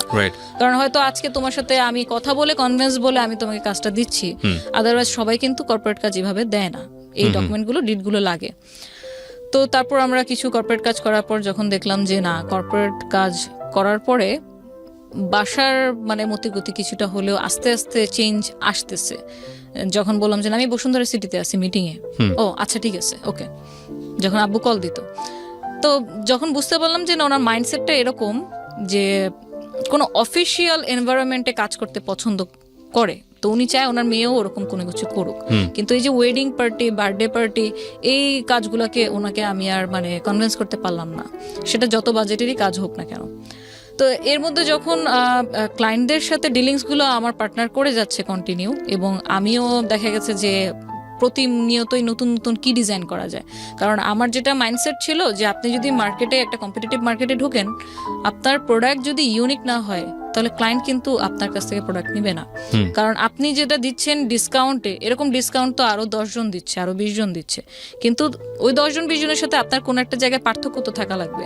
সো আপনার প্রোডাক্ট বা আপনার ডিজাইনটা যদি ইউনিক না হয় সেক্ষেত্রে আপনি টিকে থাকতে পারবেন না। আমি কন্টিনিউ ওই ক্রিয়েটিভ লাইনেই মানে আমার সময় দিয়ে যাচ্ছি, সময় ব্যয় করছি। এই দিক থেকে যেটা হলো, আমি আমার পার্টনারকে তো টোটালি 100% 10% আমি ট্রাস্ট করে আসতেছি, কারণ হিসাব কিতাব থেকে শুরু করে সবকিছু ওই দেখতো, ব্যাক স্টেজের কাজগুলো আমি দেখতাম, কিন্তু ফ্রন্টাল ডিলিংস গুলো ক্লায়েন্টের সাথে অ্যাকাউন্টস এর জিনিসগুলো সব ও দেখছে। 2014 ডিরেক্ট যদি আসি, কারণ এটা কন্টিনিউ হচ্ছে আপনার আপ টু 2014 সেম জিনিসই চলে আসছে। Started from 2010। ইয়া 2010। আপনি 4 বছর পরের কথা বলছেন? হ্যাঁ, 4 বছর পরে কথা বলছি। এর মধ্যে তো আমার মানে মোটামুটি একটা নাম টাম হয়ে গেছে, আমাদের পেজে অলমোস্ট আপনার 8000 এর উপর লাইক চলে আসছে, এবং সব অর্গানিক লাইক ছিল, আমরা কখনো পেজ প্রমোশনও করিনি, কারণ ডিজিটাল মার্কেটিং কি তখন আমি জানেন না। হ্যাঁ, তো তখন যেটা হলো যে আম্মু সিক হয়ে যায় আপনার 2013 থেকেই। আম্মুর ব্রেনের নার্ভ শুকিয়ে গিয়েছিল, আমরা যেটা বুঝতে পারিনি। তো আম্মু সিক হয়ে যাওয়ার কারণে তখন দেখা গেছে যে মানে বাসায়ও সময় দেওয়া লাগতেছে, পাশাপাশি হচ্ছে আবার ইনকাম কিভাবে বাড়ানো যায় সে চিন্তাও। বাসার মেজো মেয়ে, বড় বোনের বিয়ে হয়ে গেছে, ছোট দুজন তো আরো ছোট। তো এইসব দেখাশোনাগুলো করা, আম্মুর যে হসপিটালে নিয়ে যাওয়া, ডাক্তার কি কি ফলো আপ দিচ্ছে সেই ট্রিটমেন্টগুলো বুঝে নিয়ে আসা, সেগুলো আবার ফলো আপ করা, সবকিছু মিলে ভালোই প্রেশার যাচ্ছিল। কিন্তু বুঝতে পারিনি যে আসলে সামনে কি ঝড় অপেক্ষা করছে, ওয়েট করতেছে। কারণ আমি কন্টিনিউ কাজের মধ্যে, তো কোনো কিছুর দিকে তাকানোর বিন্দুমাত্র কোনো মানে অবকাশ সুযোগ ছিল পাননি। না। যখন দেখলাম যে একদিন খেতে গিয়ে মানে আম্মু যখন খেতে গিয়ে দেখলাম আম্মু খাবার এখান থেকে বেয়ে পড়তেছে, আম্মু ঠিকভাবে খাও, তারপর দেখি যে না, যে সে যতই ঠিক করে এদিক দিয়ে পড়তেছে। ওহো। যখন আমরা কোথাও বেড়াতে যেতাম, হাঁটতেছি, আম্মুকে যদি এভাবে হাত দিয়ে না ধরি তো আম্মু স্টেবল হতে পারে না, তার ব্যালেন্সটা পিছনের দিকে চলে যায়। তো তখন যখন আমাদের ফ্যামিলিতে 4 জন ডাক্তার, জ্যাঠার সাথে আলাপ করলাম, আমার জ্যাঠা পিজি হসপিটালে কার্ডিওলজি ডিপার্টমেন্টের হেড, তো জ্যাঠার সাথে আলাপ করলাম, বললো যে তুমি একটা নিউরো ডাক্তার দেখাও, ভালো, এটা ব্রেন থেকে হতে পারে। আমরা অ্যাপোলোতে ভালো একটা ইন্ডিয়ান ডাক্তার দেখালাম, ওনার আন্ডারেই পুরো ট্রিটমেন্টটা চলে 1 বছর নাগাদ। যখন দেখালাম তো আমাদের কয়েকটা রিপোর্টের টেস্টের পরে আসলো যে আম্মুর ব্রেনের যে নার্ভটা আছে ওটা আস্তে আস্তে শুকিয়ে যাচ্ছে। নার্ভ তো অনেকগুলা। হ্যাঁ, যেটা আপনাকে কমান্ড করবে যে হচ্ছে আপনি যেটা করছেন এটা ঠিক কিনা, মানে ঠিকভাবে করতে পারছেন কি, বুঝতে পেরেছি। ওই নার্ভটা শুকিয়ে যাচ্ছে। তো যার কারণে উনি রান্না করতে গিয়ে হয়তো একবারের জায়গায় 3 বার লবণ দিয়ে দিচ্ছে। এটা আমরা রিয়েলাইজ করতেছি, উনি করতেছে না। নামাজ হয়তো একই নামাজ উনি 2 বার পড়তেছে, উনি বুঝতেছে না। তো এই জিনিসগুলো যখন খেয়াল করলাম তখন আমরা ইমিডিয়েটলি ডাক্তার দেখালাম, এবং টেস্টের রিপোর্ট যখন এরকম আসলো তখন সলিউশন শুনে আমরা আরো মানে আরেক লেভেলের হতাশায় চলে গেলাম যে এটার আসলে কোনো ট্রিটমেন্ট নেই। তাহলে এটা ট্রিটমেন্ট নেই, সেক্ষেত্রে আমরা এখন কি করতে পারি? তো বিভিন্ন মেডিসিন দেওয়া হলো যে ওনার এটা দিন দিন খারাপের দিকে যাবে, বাট যতটুকু পরিমাণ মানে কম করানো যায়, কন্ট্রোলিং করার জন্য মেডিসিন তাকে দেওয়া হলো, যে তার সাথে ভালো ব্যবহার করা, বাচ্চা সুলভ আচরণ হয়ে যাচ্ছিল দিন দিন, তো তার সাথে ভালো ব্যবহার করা, তাকে এক্সট্রা একটা কেয়ার দেওয়া, সব সময় একটু মানে আগলে রাখা, এবং তাকে টাইম দেওয়া। আমার আম্মুর কিন্তু অলমোস্ট আপনার 40 ইয়ার্সের উপর হয়ে গিয়েছে আপনার ম্যারিড লাইফ। তো এই টোটাল জার্নির মধ্যে কিন্তু আম্মুর কোনো ফ্রেন্ড ছিল না, কারণ আম্মু খুব কনজারভেটিভ ফ্যামিলি থেকে আসে এবং খুবই ধার্মিক ছিল। উনি ওনার ফ্যামিলি মেম্বারকেই সবচেয়ে আপন মানে সবসময় ভেবে আসছে। তো ফ্যামিলির বাইরেও যে কোনো ফ্রেন্ড মেনটেন করতে হয় বা কারোর সাথে আলাপচারিতা করতে হয়, ইভেন বোনদের সাথে, আমার আম্মুরা কিন্তু 10 বোন 4 ভাই, তো ওটাও কখনো শেয়ার করতো না। তো পারিবারিক লাইফে যেটা হয় আর কি, যে বিয়ের পরে যখন একটা মেয়ে অন্য কোনো সংসারে চলে যায়, তখন ভালো হোক খারাপ হোক তাকে ওটাই মেনে নিয়ে চলতে হয়। এখন আমরা রিসেন্টলি দেখতেছি অনেকে অনেক লিগ্যাল স্টেপে যাচ্ছে, ওখানে তো আসলে এটা কাউকে বলাই যাবে না, বললে মানুষ কি ভাববে যে আমি হয়তো আমার মধ্যে কোনো কমতি আছে, আমি হয়তো সংসার করতে পারছি না।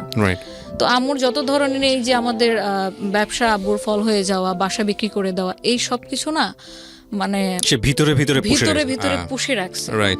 এবং এটার কারণটা আমরা যদি ডাক্তার না দেখাতাম এবং ধরতে না পারতাম যেটা নিউরোলজি প্রবলেম, তাহলে হয়তো আমরাও এটা বুঝতে পারতাম না। তো যখন ডাক্তারের কাছে যাওয়ার পর ডাক্তার জিজ্ঞেস করলো যে উনি এরকম কেন, আপনার কি নিয়ে কষ্ট? আম্মু খুব সবসময় হাসি মুখে কথা বলতো যে কই কষ্ট, আমার কোনো কষ্ট নেই, ওরা শুধু শুধু আমাকে এখানে নিয়ে আসছে। তো ডাক্তারও তো জানে যে এই ধরনের পেশেন্টদের সাথে কিভাবে আসলে তাদের কথাগুলো বের করতে হবে। তখন আস্তে আস্তে ওনার সাথে কথা বলতে থাকে এবং ঠিক যে পয়েন্টে গিয়ে মানে শুনে যে আমরা এখন ভাড়া বাসায় থাকি এবং আব্বুর আগে অনেক ব্যবসা ছিল, এখন এই মুহূর্তে আব্বুর ইনকাম কোনো কিছু নেই, তখন সে কান্না করে ডাক্তারের সামনে।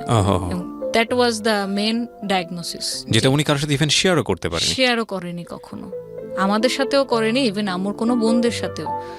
আমরা কি করি যে আমার এখন সাপোজ আমার খারাপ লাগতেছে, আমি আমার ক্লোজ যে পার্সন, সেটা ফ্রেন্ড হোক ফ্যামিলি হোক, আমি তার সাথে শেয়ার করবো, দোস্ত আমার এরকম ভালো লাগতেছে না, কি করা যায়? কোনো সাজেশন, কোনো মানে ডিসিশন, কোনো ধরনের কোনো ফিলিংস সে কোনোদিন কারোর সাথে শেয়ার করে নাই। আমাদের এদিক থেকে গাফলতি ছিল যে আমরা এটা বুঝে উঠতে পারিনি যে আম্মুর সাথে এই ব্যাপারগুলো নিয়েও কথা বলা দরকার। নর্মালি যেরকম বাইরে যাচ্ছি, আম্মু তোমার কি খেতে মন চাইতেছে, তখন তো আমার কিছু ইনকাম করি, হাতে টাকা আছে, কিছু একটা নিয়ে আসতেছি, সে ওটাতেই খুশি। কিন্তু তার ভিতরে যে এত কিছু চলতেছে, নিজের সাথে যুদ্ধ চলতেছে, এটা আমরা কোনো রিয়েলাইজ করিনি যতক্ষণ পর্যন্ত কোনো সিমটম আমরা নিজের চোখে না দেখি। তো যখন এটা ডায়াগনোসিস করা হলো, তারপর ট্রিটমেন্ট শুরু হলো। এখন উইদিন 3 মান্থ মানে আম্মুর অবস্থা এরকম হয়ে গেল যে টোটালি অন্য মানুষ। সে কখনো কখনো কথা উল্টাপাল্টা বলতেছে, মানে এটা কোনো ভাষার মধ্যে পড়ে না, এমনি জাস্ট উল্টাপাল্টা ল্যাঙ্গুয়েজ বলতেছে, কোনো সেন্টেন্সের মধ্যে পড়ে না। মনে হচ্ছে যেন সে অলৌকিক কোনো কিছুর সাথে কথা বলতেছে, কিন্তু অ্যাকচুয়ালি রুমে শুধু আমরাই। কোনো কিছু দিয়ে তাকে থামানো বা তার কাছ থেকে কোনো অ্যান্সার বের করা, এরকম কোনো কিছুই আমরা পারতেছিলাম না। অলমোস্ট 8 মান্থ আপনার এভাবেই চলতে থাকে।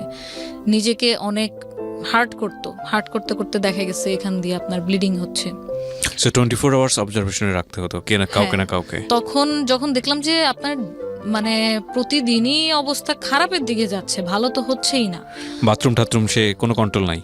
বাথরুমের কন্ট্রোল প্রায় আপনার মানে 8 মাস পরে গিয়ে টোটালি আউট অফ কন্ট্রোল হয়ে যায়। তখন আমরা যে আপনার অ্যাডাল্ট যে ডাইপার আছে আমরা সেটা ইউজ করা শুরু করি। তো তার জন্য একটা মেড রাখা হয়েছিল, উনিও খুব বয়স্ক ছিল, আমরা খালা বলতাম ওনাকে। একদম যেহেতু আমরা বাসায় থাকি না, আমার ছোট 2 বোন হচ্ছে স্টুডেন্ট, আমি পড়ালেখা করতেছি, পাশাপাশি কাজ করতেছি। আব্বু তখনও চেষ্টা করতেছে কি করা যায়। কিছু কিছু উনি ইনকাম দিত, মানে না দিলে বাসা কেমনে চলতো। সেভিংস ছিল, কিছু কিছু ইনকাম করতো, কিন্তু পার্মানেন্ট যে কোনো একটা ইনকাম সোর্সের সলিউশন সেটা কিন্তু তখনও হয়নি। অ্যান্ড ইটস অলমোস্ট মানে 2013-এর শেষের দিকে। তো যখন দেখলাম যে আম্মুর এরকম কোনো মানে ভালো তো হচ্ছেই না, দিন দিন আরো খারাপ হচ্ছে, তখন দেখলাম যে আমার কাজের প্রেশার কিছুটা যদি কমিয়ে দিয়ে আমি আম্মুর দিকে সময় দিই, হয়তো তার মানে মেন্টাল যে স্টেটটা আছে সেটা একটু বেটার হইতে পারে। তো তখন এক পর্যায়ে দেখলাম যে আম্মুর নিজের উপর থেকে টোটালি কন্ট্রোল নাই, এবং 6 মাস পর্যন্ত ওনার কোনো জ্ঞান ছিল না। মানে কি করতেছে? আমি তানিয়া, আমার ছোট 2 বোন, আমরা যে তার মেয়ে, আব্বু যে তার স্বামী, ওই বাসায় কে কে থাকে, শি হ্যাড নো সেন্স, তার কোনো সেন্স নাই টোটালি। যদি আপনি বলেন যে একটা মেন্টাল পেশেন্ট যেরকম থাকে, যে তার স্মৃতিশক্তি হারিয়ে গেলে যেরকম হয় অবস্থা, আম্মুর অবস্থা ওরকম ছিল, যে কিছুই বুঝতেছে না। একটা বাচ্চাকে আমরা কি করি, সে কিছুই বুঝে না, আমি তাকে কি কমান্ড করতেছি, বাবা তুমি বসো, বাবু তুমি খাও, বাবা তুমি এটা ধরো না। ওই বাচ্চা কিন্তু ততদিন পর্যন্ত আপনার ল্যাঙ্গুয়েজ বুঝবে না যতদিন পর্যন্ত না তার মধ্যে ভাষার বোধটা আসবে। তো আপনি ধরে নিতে পারেন যে আমার আম্মু আবার মানে সেই বাচ্চার কালেই চলে গেছে। তো তখন আমরা হয়ে গেছি গার্জিয়ান। তখন তাকে এইভাবে বুঝানো, সে খেত না। ট্যাবলেট যে দিচ্ছে ডাক্তার, ট্যাবলেট কিভাবে খাওয়াবো, কারণ উনি তো ট্যাবলেট দিলে তো ছুঁড়ে ফেলে দিতেছে, এদিক ওদিক ফেলে দিতেছে, মুখ থেকে ফেলে দিতেছে, খাবে না, তিতা। তারপর কলা ছিলে, কলায় ভরে ভরে তাকে ওই ট্যাবলেট খাওয়াইছি, কারণ এই ট্যাবলেট যদি না খাওয়াই তাহলে আমার হাইপার টেনশন আরো বাড়তে থাকবে, আর যত বেশি হাইপার টেনশন বাড়বে উনি ফিজিক্যালি তত মানে নিজেকে হার্ট করবে। এই জিনিসগুলো মানে এটা যে ফেস না করেছে সে বুঝতে পারবে না যে আসলে কতটা ভয়ঙ্কর রকমের যুদ্ধ হতে পারে নিজেদের পরিবারের মধ্যে, নিজেদের সাথে। মানে আপনি ভেবে দেখেন যে মানুষটা তার লাইফের অলমোস্ট মানে 42 ইয়ার্স শুধু সংসার জীবনে কাটিয়ে দিছে, তার স্বামী তার বাচ্চাদেরকে নিয়ে। এবং আমার আম্মু ফ্যামিলিতে অ্যাকচুয়ালি মেজো ছেলের বউ, কিন্তু বড় বউ হিসেবেই আসলে গিয়েছে, কারণ আমার জ্যাঠা যেহেতু তখন ডাক্তার পাশ করেনি, সো উনি এমবিবিএস এর জন্য ওয়েট করতেছিল। তারপরে বিয়ে শাদী করলেন। আব্বুর যেহেতু পছন্দের বিয়ে ছিল, উনি আগেই বিয়ে করে ফেলছে। তো আমার আম্মু কিন্তু মা হওয়ার আগেই মা হয়ে গেছে, মানে ওনার নিজের সন্তান হওয়ার আগেই ছোট ছোট দেবর কিন্তু মায়ের মতো করে মানুষ করছে। ওনার হচ্ছে 8টা দেবর। তো 8টা দেবরকে লালন পালন করা, বড় করা, শ্বশুর শাশুড়ি খেদমত করা, তারপর আমরা হলাম, আমাদের কি করা, কতটুকু ভয়ঙ্কর। আপনি যেটা বলছেন we can realise, yes. But the thing is that আপনি সন্তান হিসেবে এই জিনিসগুলো রিয়েলাইজ করেছেন, এবং অনেক সন্তানই এটা করে না। আমরা শেষ পর্যন্ত কন্টিনিউ করব। যারা দেখছেন তারা দেখলে বুঝবেন যে আসলে কি অসাধারণ একটা গল্প, কি অসাধারণ একটা জীবনযুদ্ধ এই মেয়েটি করেছে, এবং she is a great successor. আমরা যাই সামনের দিকে, জি প্লিজ।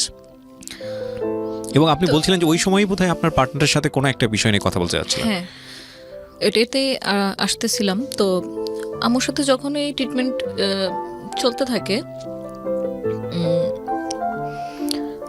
একদিন হঠাৎ আমরা কিন্তু খুব ভালো কাজ করতেছিলাম। আমাদের অলমোস্ট তখন আমি যদি একটু মেনশন করি, আমরা 100টার উপর ওয়েডিং ইভেন্ট করে ফেলি 4 বছরে, উইদিন 4 ইয়ার্স 100টার উপর ওয়েডিং ইভেন্ট করে ফেলি, এবং বার্থডে প্লাস আপনার 40-50টার মতো হয়ে যায়।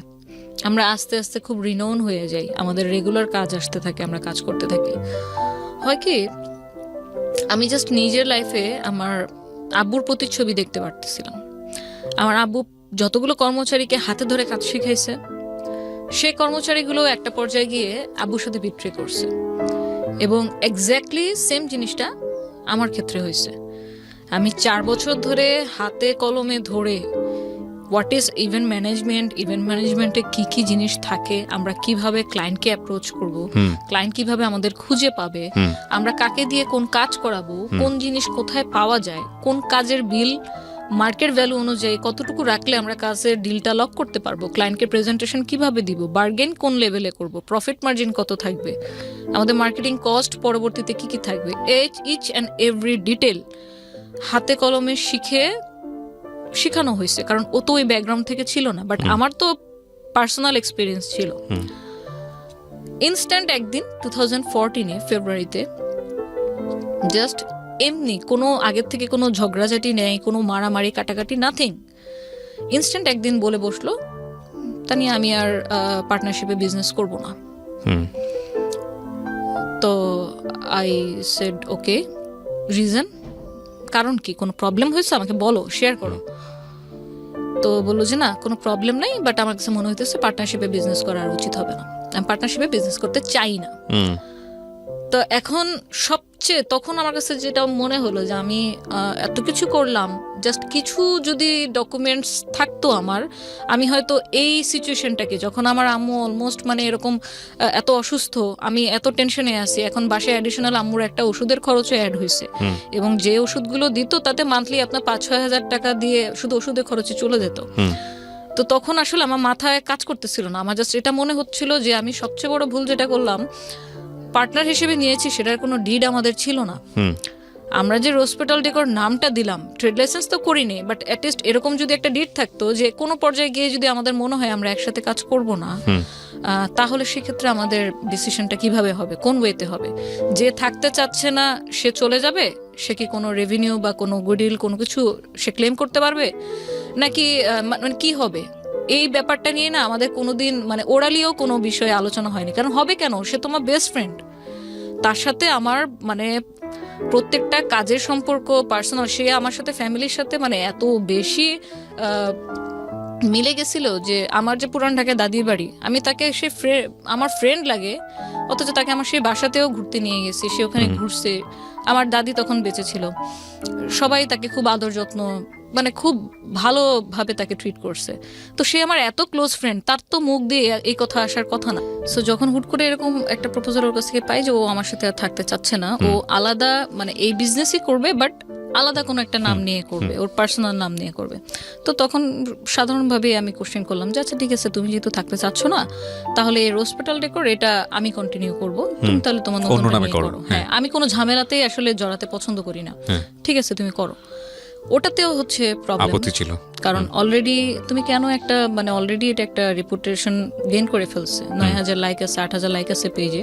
সো সে মানে আমাকে চ্যালেঞ্জ থ্রো করলো, যেটাকে বলে ডিরেক্ট ভাষায়, যে তুমি যদি আসলেই কাজ জানো, তাহলে তুমি মার্কেটে এসে দেখাও অন্য নামে, একই সাথে দুজন শুরু করে দেখি কে আগে যায়। ফাইনাল ডিসিশনটা কি হলো আলটিমেটলি? জিনিসটা তো খুব মানে আমি জানি এটা কাদা ছোড়াছুড়ি হয়েছে এবং এটা নিয়ে অনেক ধরনের অভিজ্ঞতা, খুব ব্যাড এক্সপেরিয়েন্স আপনার আছে। সো রোজপেটাল ডেকোর যেটা আপনি বলছিলেন, ওটা কি আপনারা দুজনে শেয়ার করলেন না বন্ধ করে দিলেন? না, ওটা এখন আলটিমেটলি মিউচুয়াল ডিসিশন যেটা হলো যে ওটা টোটালি বন্ধ, এবং দুটা নাম, এবং আমি যে নামে এখন পরিচিত সিইও হিসেবে, এটা হচ্ছে ভার্সেটাইল ইভেন্ট মেকার। ওরপর আপনি ভার্সেটাইল শুরু করলেন। তো ইন দ্য মিন টাইম 4 বছর কাজ করার পরে কি আপনার মনে হয়েছিল যে না ঠিক আছে, কোথায় ভুল ছিল, রেজিস্ট্রেশনে ভুল ছিল, বা পাবলিকলি এটাকে প্রপার্টি বানাতে হলে গভর্নমেন্ট রেজিস্ট্রেশনের প্রয়োজন হয়? এক্স্যাক্টলি। সো আমি জাস্ট সেটাই করলাম, যে আমার এই 4 বছরের যে বিটার এক্সপিরিয়েন্সটা হলো, যে কি গাফিলতির কারণে আমি আজকে এই দশা হলো, আমি সেই সবকিছুই আমার এই নেক্সটের ক্ষেত্রে আমি ইমপ্লিমেন্ট করলাম। আমার এখন ট্রেড লাইসেন্স, টিন সার্টিফিকেট, নিজস্ব অফিস, সবকিছুই, এবং আমার সোর্সিং আমি ছাড়া কেউ জানে না, যে ভুলটা আমি আমার মানে পাস্ট এক্সপিরিয়েন্স আর কি গেইন করলাম। তো যখন শুরু করলাম তখন আমার জন্য একটু ডিফিকাল্ট ছিল যে নতুন একটা কোম্পানি, কারণ সবচেয়ে মোস্ট ডিফিকাল্ট পার্ট ছিল যে ক্লায়েন্ট যেহেতু ও ডিলিংস করতো, সো ক্লায়েন্টের আপনি ফোন নাম্বার বলেন, মেল আইডি বলেন, আমার কাছে কিন্তু কোনো ডকুমেন্টস নাই, সবকিছু ওর কাছেই ছিল। তো তারপরেও আমি সাহস নেই, কারণ আমাকে তো করতে হবে। আমি অলরেডি বাসায় সাপোর্ট দিয়ে যাচ্ছি, এখন যদি মাঝপথে এসে আমি এভাবে বন্ধ করে দিই, অলরেডি এখন বাসায় আরও কন্ট্রিবিউশনের দায়িত্ব বেড়ে গেছে, তো তখন কি করব? তো আমি কোনো ঝামেলা না জড়ে আমি ওকে ওর মতো থাকতে দিই, আমি আমার মতো থাকি। আমি ওদিন থেকে ওর পর থেকে, সেই মুহূর্তের পর থেকে আমি ওর সাথে আর কোনো কন্ট্যাক্ট আজ পর্যন্ত করিনি। তো 2014 নতুন জার্নি শুরু হলো আমার ভার্সেটাইল ইভেন্ট মেকারের। এখন আলাদা তো হলাম, কিন্তু অ্যাকচুয়ালি কি আলাদা হলাম? কারণ যেই লোকগুলোকে আমি মাইনে দিতাম, যে লোকগুলোকে দিয়ে আমি কাজ করাতাম, সে তো সেম লোকগুলোকে দিয়ে এক্সট্রা পেমেন্ট দিয়ে সে কাজ করিয়ে নিচ্ছে। যে ওয়্যারহাউস থেকে আমি রেন্টে কাপড় বা ফুল ভাড়া করতাম, সে তো সেম ওয়্যারহাউস, ওই জায়গা থেকে নিচ্ছে। তাহলে আমি শুধু নামটা পরিবর্তন করলাম, কিন্তু আমার আর বাকি সবকিছুই কিন্তু, কঙ্কালটা কিন্তু সেম রয়ে গেল।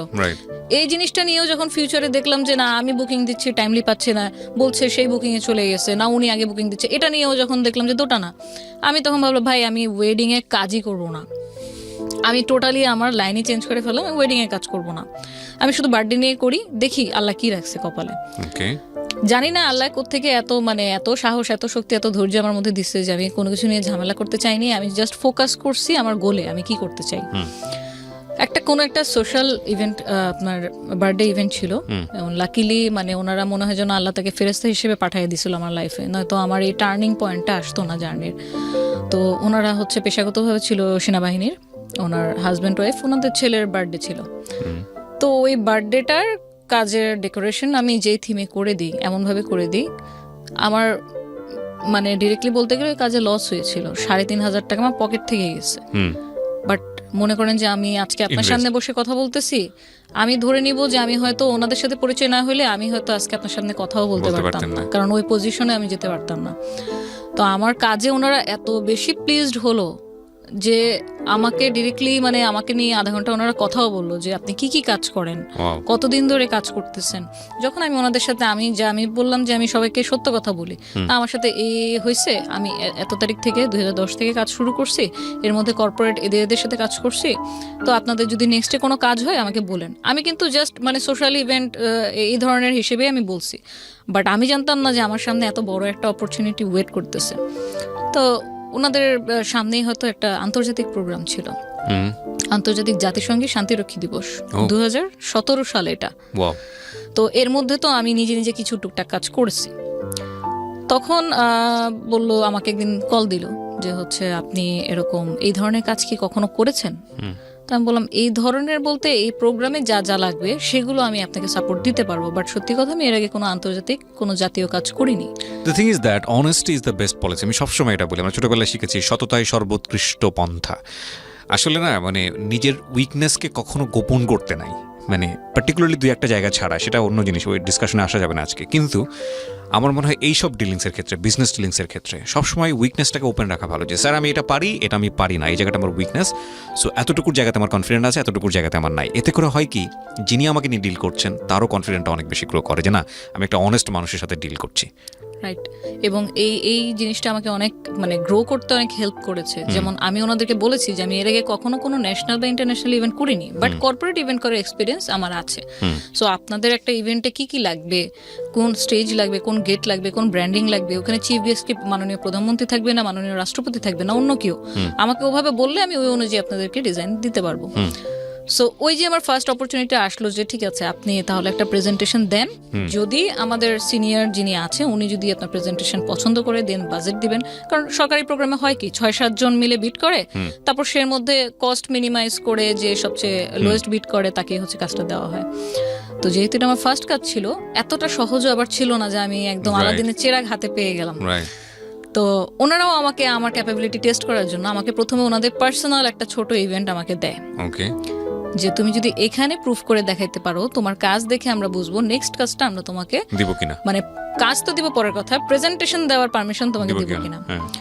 সো আল্লাহর অশেষ রহমত যে ওই প্রোগ্রামে 100% স্যাটিসফ্যাকশন আমি ওনাদের কাছ থেকে নিই, এবং আমি আমার 100% 200% আমি দেওয়ার ট্রাই করছি, এবং আই এম ব্লেসড যে আমি ওনাদের মতো গার্জিয়ানই বলবো। কারণ আমার কাছে এখন সেনাবাহিনী একটা ফ্যামিলি হয়ে গেছে, আমার সেকেন্ড ফ্যামিলি। কারণ আমি গত 4 বছর ধরে প্রতিটা ইভেন্ট আমি সেনাবাহিনীর ইভেন্টই করছি। আমি সিভিল ইভেন্টের মধ্যে শুধু বার্থডে ছাড়া আর কোনোটা করিনি। তো তখন আমাকে সিলেক্ট করলো যে আপনিও প্রেজেন্টেশন দেন। তো Okay. ওই যে 2017 থেকে আমি শুরু করলাম ওনাদের সাথে পথ চলা, এবং দীর্ঘ আপনার 1.5 মাস লাগিয়ে একটা প্রেজেন্টেশন বানানো, সেটা বারবার চেঞ্জ করা, ডিজাইন চেঞ্জ করা, এবং আপনি আলটিমেটলি যখন ওই কাজটা পান, 48 ঘন্টা মানুষের চোখের পলক কিভাবে খোলা থাকে এটা আমি ওনাদের কাজ করতে গিয়ে শিখেছি। 24 ঘন্টা আগে আপনাকে ওয়ার্ক অর্ডার দেওয়া হবে, 24 ঘন্টার মধ্যে আপনি 3টা ভেন্যু ডেকোরেশন কিভাবে করবেন এটা আমি ওনাদের সাথে কাজ করতে গিয়ে শিখেছি। তো এই 4 বছরের মানে পেশাগত যোগ্যতায় বলবো যে আমাকে ওনারা জাস্ট মানে ওয়ান ম্যান আর্মি বানিয়ে দিচ্ছে। Wow. তো এখন So যদি you have আমাকে achieved a lot. অনেক অনেক মানে আমি কি বলবো, আমি খুবই গর্ববোধ করি এটা বলতে যে আমি সেনাবাহিনীর কাজ করি, কারণ Definitely. আমার কিছু প্রোটোকলের কারণে এই ধরনের প্রোগ্রামের কোনো ডকুমেন্টেশন কোনো কিছু আমরা মানে পাবলিকলি এটা দেই না। এখানে আচ্ছা। আমাদের কিছু প্রোটোকলের ব্যাপার আছে, হ্যাঁ।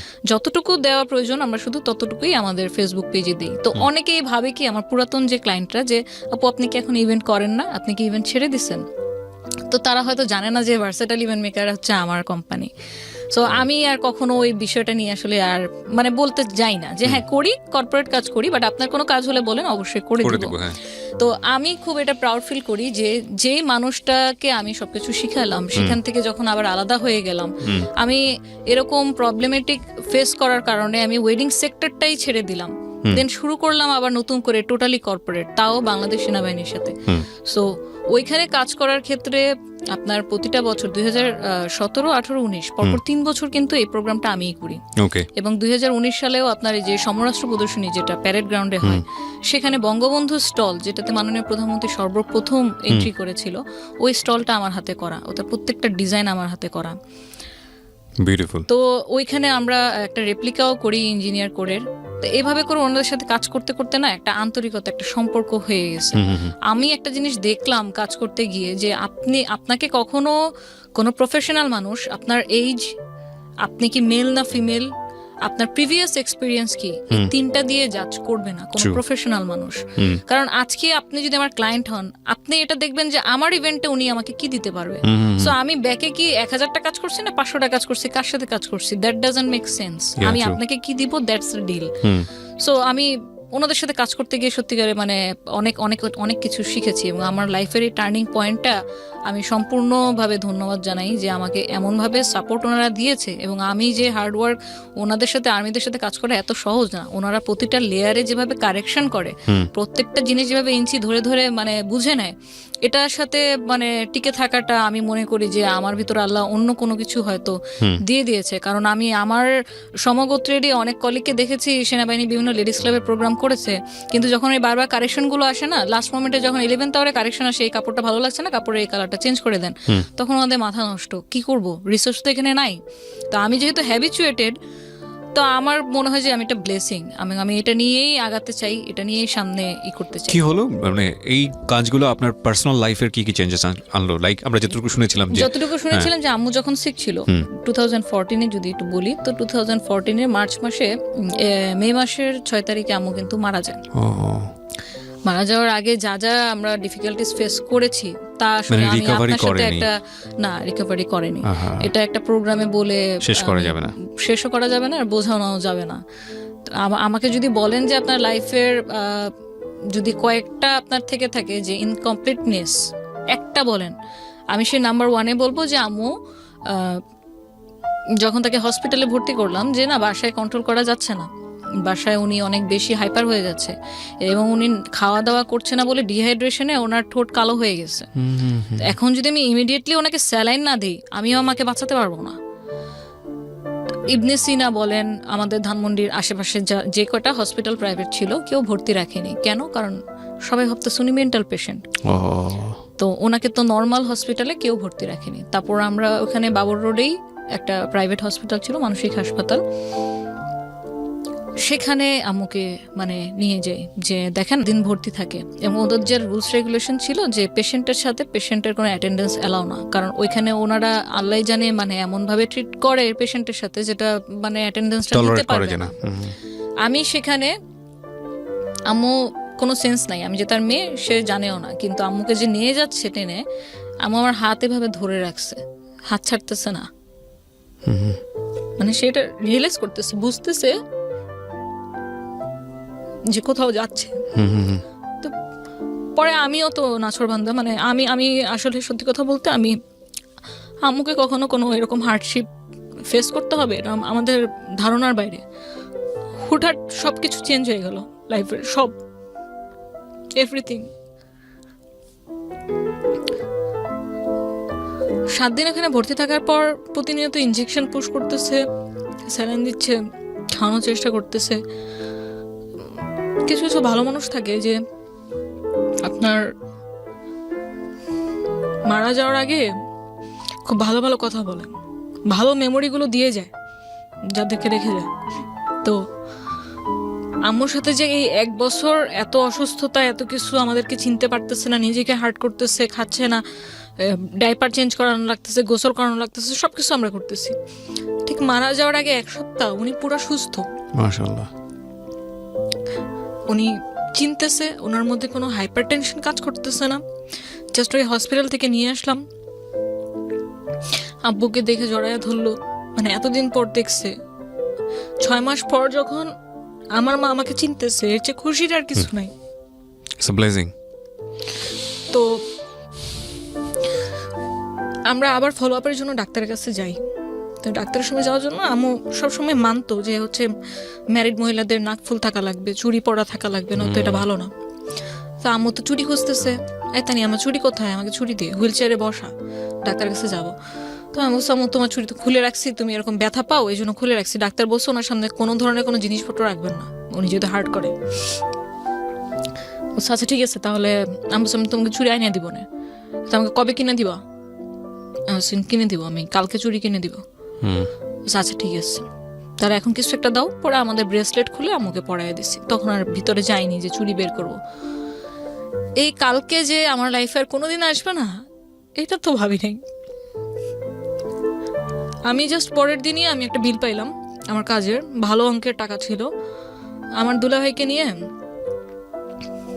বসুন্ধরা সিটিতে গেলাম, গোল্ডের দোকানে চুড়ি কেনার জন্য। চুড়ি কেনার জন্য।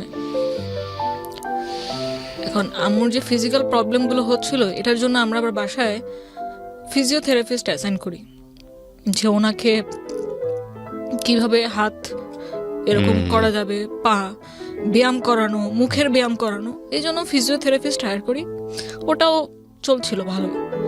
তো হঠাৎ করেই কেবল গোল্ডের দোকানে ওই দিন কেমন যেন একটা অশান্তি লাগতেছিল। আমি কিন্তু এই টানা 1 বছর আম্মুকে বাসায় রেখেই কাজে গেছি, বের হয়েছি, বাট কখনো এরকম মানে এই ফিলিংসটা কখনো হয় নাই। কেমন যেন একটা মানে কি যেন নাই, এরকম একটা ফিল করতেছি। তা আমি বারবারই আমার দুলাভাইকে তাড়া দিচ্ছি, ভাই তাড়াতাড়ি করেন, তাড়াতাড়ি করেন, তাড়াতাড়ি করেন, তাড়াতাড়ি নেন, কারণ আসলামই তো মাত্র, দাঁড়াও বাইকটা পার্ক করতে দাও। গোল্ডের দোকানে গেলাম, সাথে সাথে আপনার ফিজিওথেরাপিস্টের ফোন, আপু তাড়াতাড়ি আসো, আম্মু কেমন যেন করতেছে। আমার তো একদম মানে মনে এমন একটা মানে চিপ মারছে, আমি নিঃশ্বাস নিতে পারতেছিলাম না। ওইখানে রেখেই আর কোনো কিছু নেওয়ারই নেই, তাড়াতাড়ি যত দ্রুত সম্ভব বাসায় আসতে আসতে আমি আমার ডাক্তার চাচাকে ফোন দিই, আমার 8 নম্বর চাচাও ডাক্তার সার্জারির, ওনাকে ফোন দিই যে কাকা এরকম আম্মু নাকি কোনো রিয়্যাক্ট করতেছে না।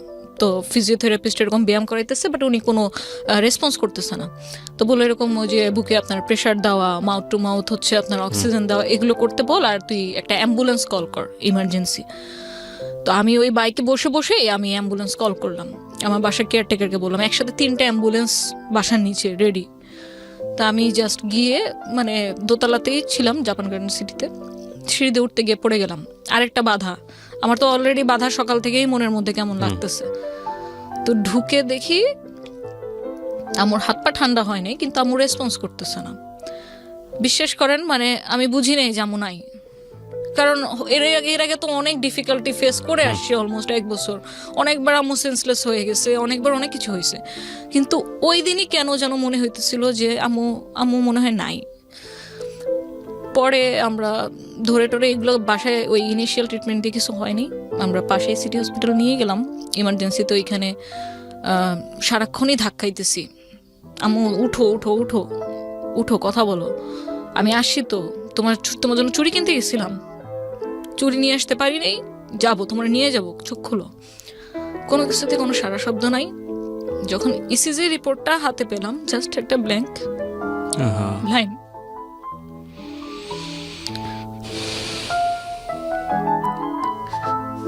আই এম রিয়েলি সরি যে আপনাকে এরকম একটা মোমেন্টের মধ্যে দিয়ে নিয়ে যাচ্ছি। আমি একটা কথা বলি প্রিয় দর্শক এবং শ্রোতা, এই ভিডিওতে আপনারা দেখতে পাচ্ছেন না ফর সাম টেকনিক্যাল রিজন। আমি এমন একটা জায়গায় বসে ভিডিওটা করছি যেখানে দুটো ক্যামেরা বসানো যায় না। সো শুধু একটা কথাই বলতে পারি আপনাদেরকে যে এই 30 ইয়ার্স বা 31 ইয়ার্সের লাইফে তানিয়া যেটা ফেস করেছে, আপনারা হয়তো কেউ কেউ তাদের ব্যক্তিগত জীবনে অনেক বেশি ফেস করেন, কিন্তু এই মেয়েটা বাংলাদেশের সামাজিকতার জায়গাটা থেকে যে আপস অ্যান্ড ডাউন ফেস করে আজকে নিজেকে যে জায়গাটা এস্টাবলিশ করেছে, সেটা একটা ভয়ঙ্কর যুদ্ধ। এটা একটা অসাধারণ মোটিভেশনাল স্টোরি। আমি রিয়েলি সরি যে আপনার মাকে 2014-তে না, কত সালে উনি চলে গেলেন? 14-তে চলে গেলেন, এপ্রিল মাসের। আপনার বাবা তো এখনো বেঁচে আছেন নিশ্চয়ই? হ্যাঁ, আব্বু বেঁচে আছে। আব্বু বেঁচে আছে, আব্বু ভালো আছে, সুস্থ আছে। করোনা পজিটিভ ছিল, 15 দিন হসপিটালে ভর্তি ছিল, এখন ভালো সুস্থ। তো এরপরে কি হলো? মানে 2014-তেই তো আপনার আবার বিজনেসটাও ডিভাইড হয়ে যায়, ওই সময়টাতেই একই ঘটনা, একই বছরে, মানে দুটো ট্র্যাজেডি। রাইট। তো হচ্ছে প্রফেশনাল লাইফ আর হচ্ছে আম্মুর চলে যায়। Personal life. বাট আপনি গিভ আপ করেন নাই? আমি গিভ আপ করিনি কেন ভাইয়া? আমি মানে বয়সের তুলনায় অতিমাত্রায় আমি প্র্যাকটিক্যাল। তো মন খারাপ কার না হবে? যার মা নাই তার কেউ নাই। আমার এত সাকসেস, এত মানে অলরেডি অ্যাসেট আমি ক্রিয়েট করেছি কাজ করে, অলরেডি একটা সামাজিক একটা পজিশন আমি নিতে পারছি। বাট এই সব কিছুর ভ্যালুর সাথে যদি আপনি মেজার করেন, আম্মু নাই, আমার কাছে মনে হবে আমি আসলে খালি। আমি যদি একটু শর্ট করে কোশ্চেনগুলো করি আপনাকে, আপনার সাথে এখন কতজন এমপ্লয়ি কাজ করছে? আপনার ইউনিভার্সাল না ভার্সেটাইল ইভেন্ট মেকার আমার হচ্ছে বেতনভুক্ত আছে 15 জন। রেগুলার বেতন পায় আপনার এখান থেকে? বেতন পায়। ওকে। এবং আমার আমি যেটা মানে আস্তে আস্তে যেটা আমার গ্রো করছে বিজনেসে, যে আমি যদি যতদিন নিজে স্বাবলম্বী না হব, আমি আমার ক্লায়েন্ট হারাবো। কারণ এত কম্পিটিটিভ মার্কেটে আপনাকে টিকে থাকতে হলে আপনাকে কস্ট মিনিমাইজ করতে হবে। সো আমি যখন আমার লাইট লাগতেছে, সাউন্ড লাগতেছে, ট্রাস্ট লাগতেছে, এলইডি লাগতেছে, যেহেতু কর্পোরেট কাজ সব করতেছি কন্টিনিউ, আমার গ্লাস সিস্টেম লাগতেছে, আমি যখন হায়ার করতেছি তখন কিন্তু এখানে আমার ব্রোকারকে একটা চার্জ দেওয়া লাগতেছে। আস্তে আস্তে টাকা জমিয়ে আমি এই জিনিসগুলো নিজেই কিনে ফেলি। মানে এগুলো সব আপনার নিজের এখন আছে? হ্যাঁ, আমার নিজের আছে। সো আমি যদি অ্যাসেট ভ্যালুর জায়গাতে যাই, আপনি রাইট নাও তো আপনি এমবিএ কমপ্লিট করেছেন বোধহয়? আমি মাস্টার্স কমপ্লিট করেছি অ্যাকাউন্টিং থেকে, ওইসিটি কলেজ থেকে 2016-এ, এবং এরপর আমি আইসিএমবিও করেছি লেভেল 2 পর্যন্ত। ওকে। আপনি এরপরে নিজের প্রতিষ্ঠানটা গ্রো করেছেন, কোথাও জবের জন্য ট্রাই করেননি? না, জব আসলে আমার ছোটবেলা থেকে কখনো করার ইচ্ছা ছিল না। সো আপনার এই অ্যাসেট ভ্যালু যদি বলি, আপনার 2000 মাত্র 6 বছর হয়েছে আপনার প্রতিষ্ঠানে, অ্যাসেট ভ্যালু যদি বলি আপনার প্রতিষ্ঠানে, সেটা কত? আমার আনুমানিক এটা 35 লাখ প্লাস। 35 লাখ প্লাস এই মাত্র আপনার 6 বছরে? 6 বছর। এবং সেখানে 15 জন মানুষের 15টা পরিবার আপনার এটাতে ইনভলভ। জি। আপনার বাবার ঋণের কি অবস্থা? আব্বুর ঋণ অলমোস্ট 95% আপনার মানে সলভ হয়ে গেছে। আমার চাচারাও অনেক এটাতে বড় একটা অবদান রেখেছে, কারণ আপনি নিজেও অবদান রেখেছেন। আমি নিজেও আব্বুকে এখন পর্যন্ত সাপোর্ট দিয়ে যাচ্ছি। ফ্যামিলিটা টানার ব্যাপারে আপনি মুখ্য ভূমিকায় আছেন। হ্যাঁ, কারণ হচ্ছে আমার ছোট বোন তো হচ্ছে যে দুজন পড়ালেখা করতেছিল, ইমিডিয়েটলি যেটা আমার ছোট, সে অলরেডি মাস্টার্স কমপ্লিট করে ফেলেছে, ও টিউশনই করতেছে। বাট তার চেয়ে ছোট যেটা আছে, ওর পড়ালেখার খরচ তো স্টিল নাও বিয়ার করতে হচ্ছে। এবং আমি যে 2010 থেকে জার্নিটা শুরু করলাম আমার ব্যবসায়িক জীবনে, আমি কিন্তু 2010 থেকে আব্বুর কাছ থেকে ওই যে 100-200 টাকা করে পকেট মানি এখন পর্যন্ত আমি আটানাও নিইনি।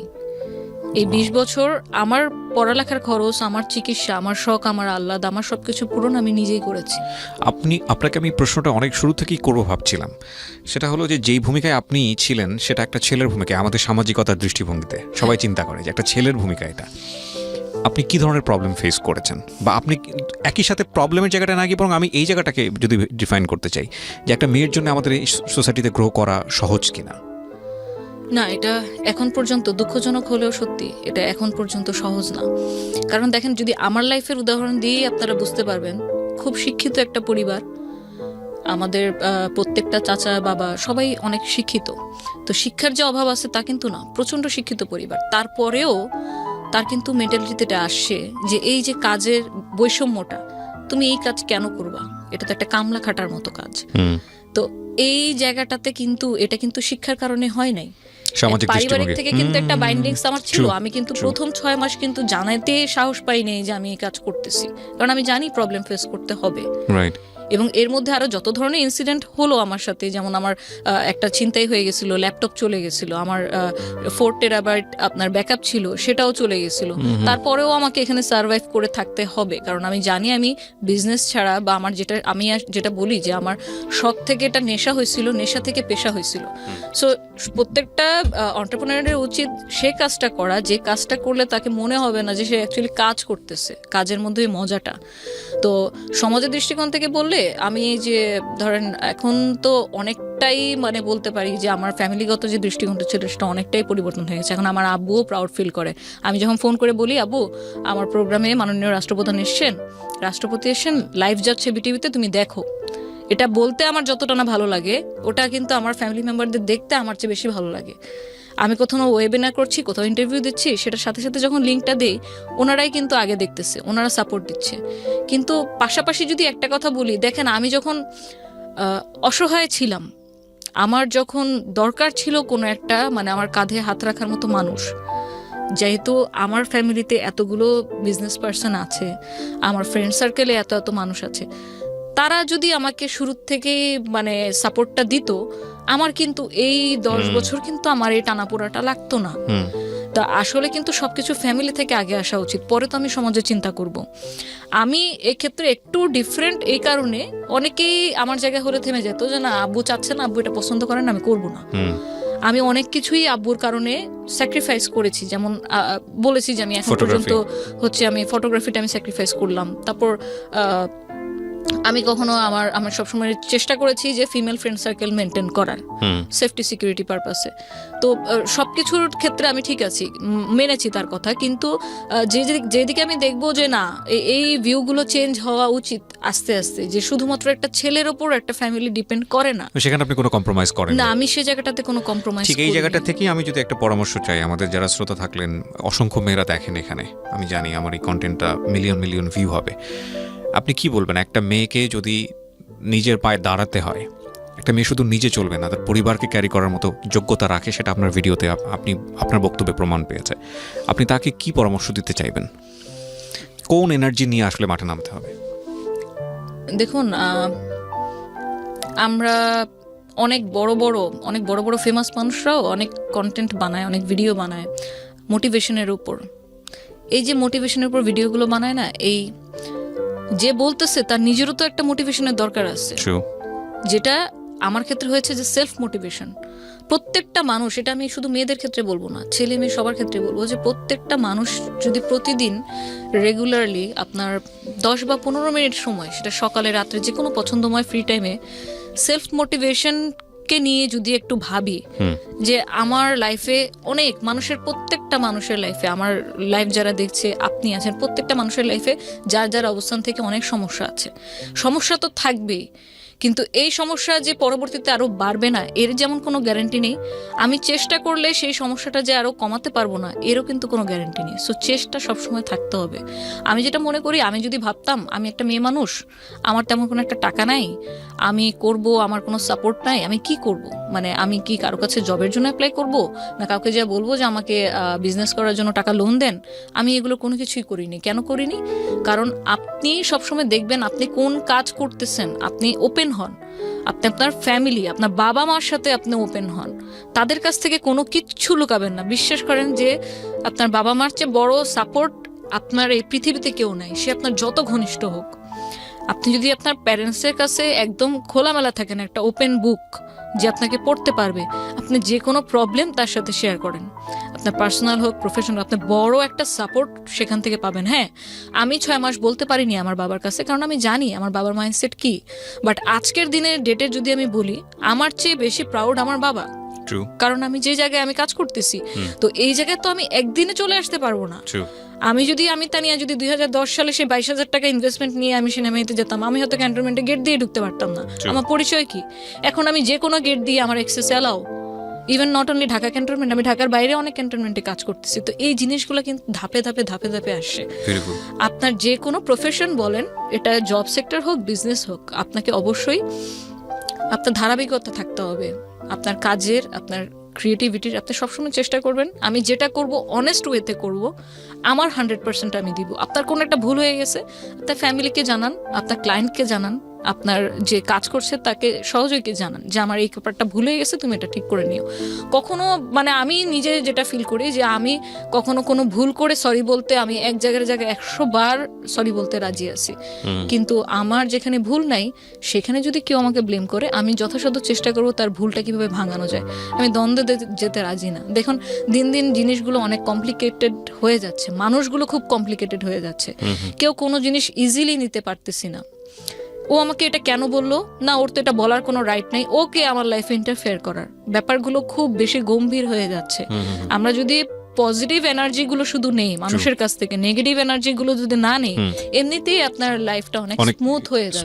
আমি এই জায়গাটা থেকে শেষ করতে চাই প্রিয় দর্শক এবং শ্রোতা, যে খুব চমৎকার একজন মানুষ, আমি তাকে ব্যক্তিগতভাবে অনেক পছন্দ করি, মুফতি মেনক। ওনার একটা খুব চমৎকার কথা ছিল, সেটা হলো যে লাইফ ইজ টু শর্ট, মানে জীবনটা এত স্বল্প সময়ের জন্য আমরা বেঁচে থাকি পৃথিবীতে। এই স্বল্প সময়ে আপনি ভালো জিনিস করে, ভালো জিনিস নিয়ে, ভালো জিনিস চর্চা করেই শেষ করতে পারবেন না। মানে পৃথিবীতে এত ভালো জিনিস আছে, সেখানে আপনি খারাপ জিনিস কেন নেবেন, খারাপ জিনিস কেন আপনার কাছে চলে আসবে? তবে এটা ঠিক যে life is a composite of all things. আপনি চাইলেই মানে শুধুমাত্র ভালো জিনিস দিয়ে আপনার পুরো দুনিয়াটা গড়ে, মানে আপনার পৃথিবীটা গড়ে নেবেন, এটা সম্ভব না। অনেক সময় না চাইতেও অনেক খারাপ জিনিস আমাদের মধ্যে চলে আসে, বাট সেটাকে ট্যাকল করা, ধৈর্য ধরে সেটাকে ফাইট করা, ধৈর্য ধরে সেটাকে ওভারকাম করা, সেটা আমাদের জায়গাটা থেকে আমরা করতে পারি। তার জ্বলন্ত উদাহরণ হচ্ছে আজকের তানিয়া। আমি থ্যাংক ইউ জানাই, অন্তর থেকে ধন্যবাদ জানাই। যখন আমি বসছিলাম আপনার সঙ্গে, আমি অসংখ্য মানুষকে ইন্টারভিউ করেছি। আমার লাইফের যদি বলেন অ্যাচিভমেন্ট বলেন, আমি অনেক মানুষের গল্প শুনেছি, এটাই আমার অ্যাচিভমেন্ট। এর বাইরে আসলে আমার তেমন কোনো কাজ নাই। তবে আমার কাছে মনে হয় যে এই কাজগুলো করতে গিয়ে যে একটা মানুষের গল্প ধৈর্য ধরে শোনা, তাকে সেভাবে উপস্থাপন করা, এটাও একটা বড় ধরনের দায়িত্ব। তো সেই জায়গাটা থেকে আমি কখনো কখনো মানুষের হয় কি ফেস দেখি বলে ফেলতে পারি যে না, এই মানুষটার মধ্যে এরকম একটা গল্প লুকিয়ে আছে, এটা কাজের অভিজ্ঞতার জায়গাটা থেকে।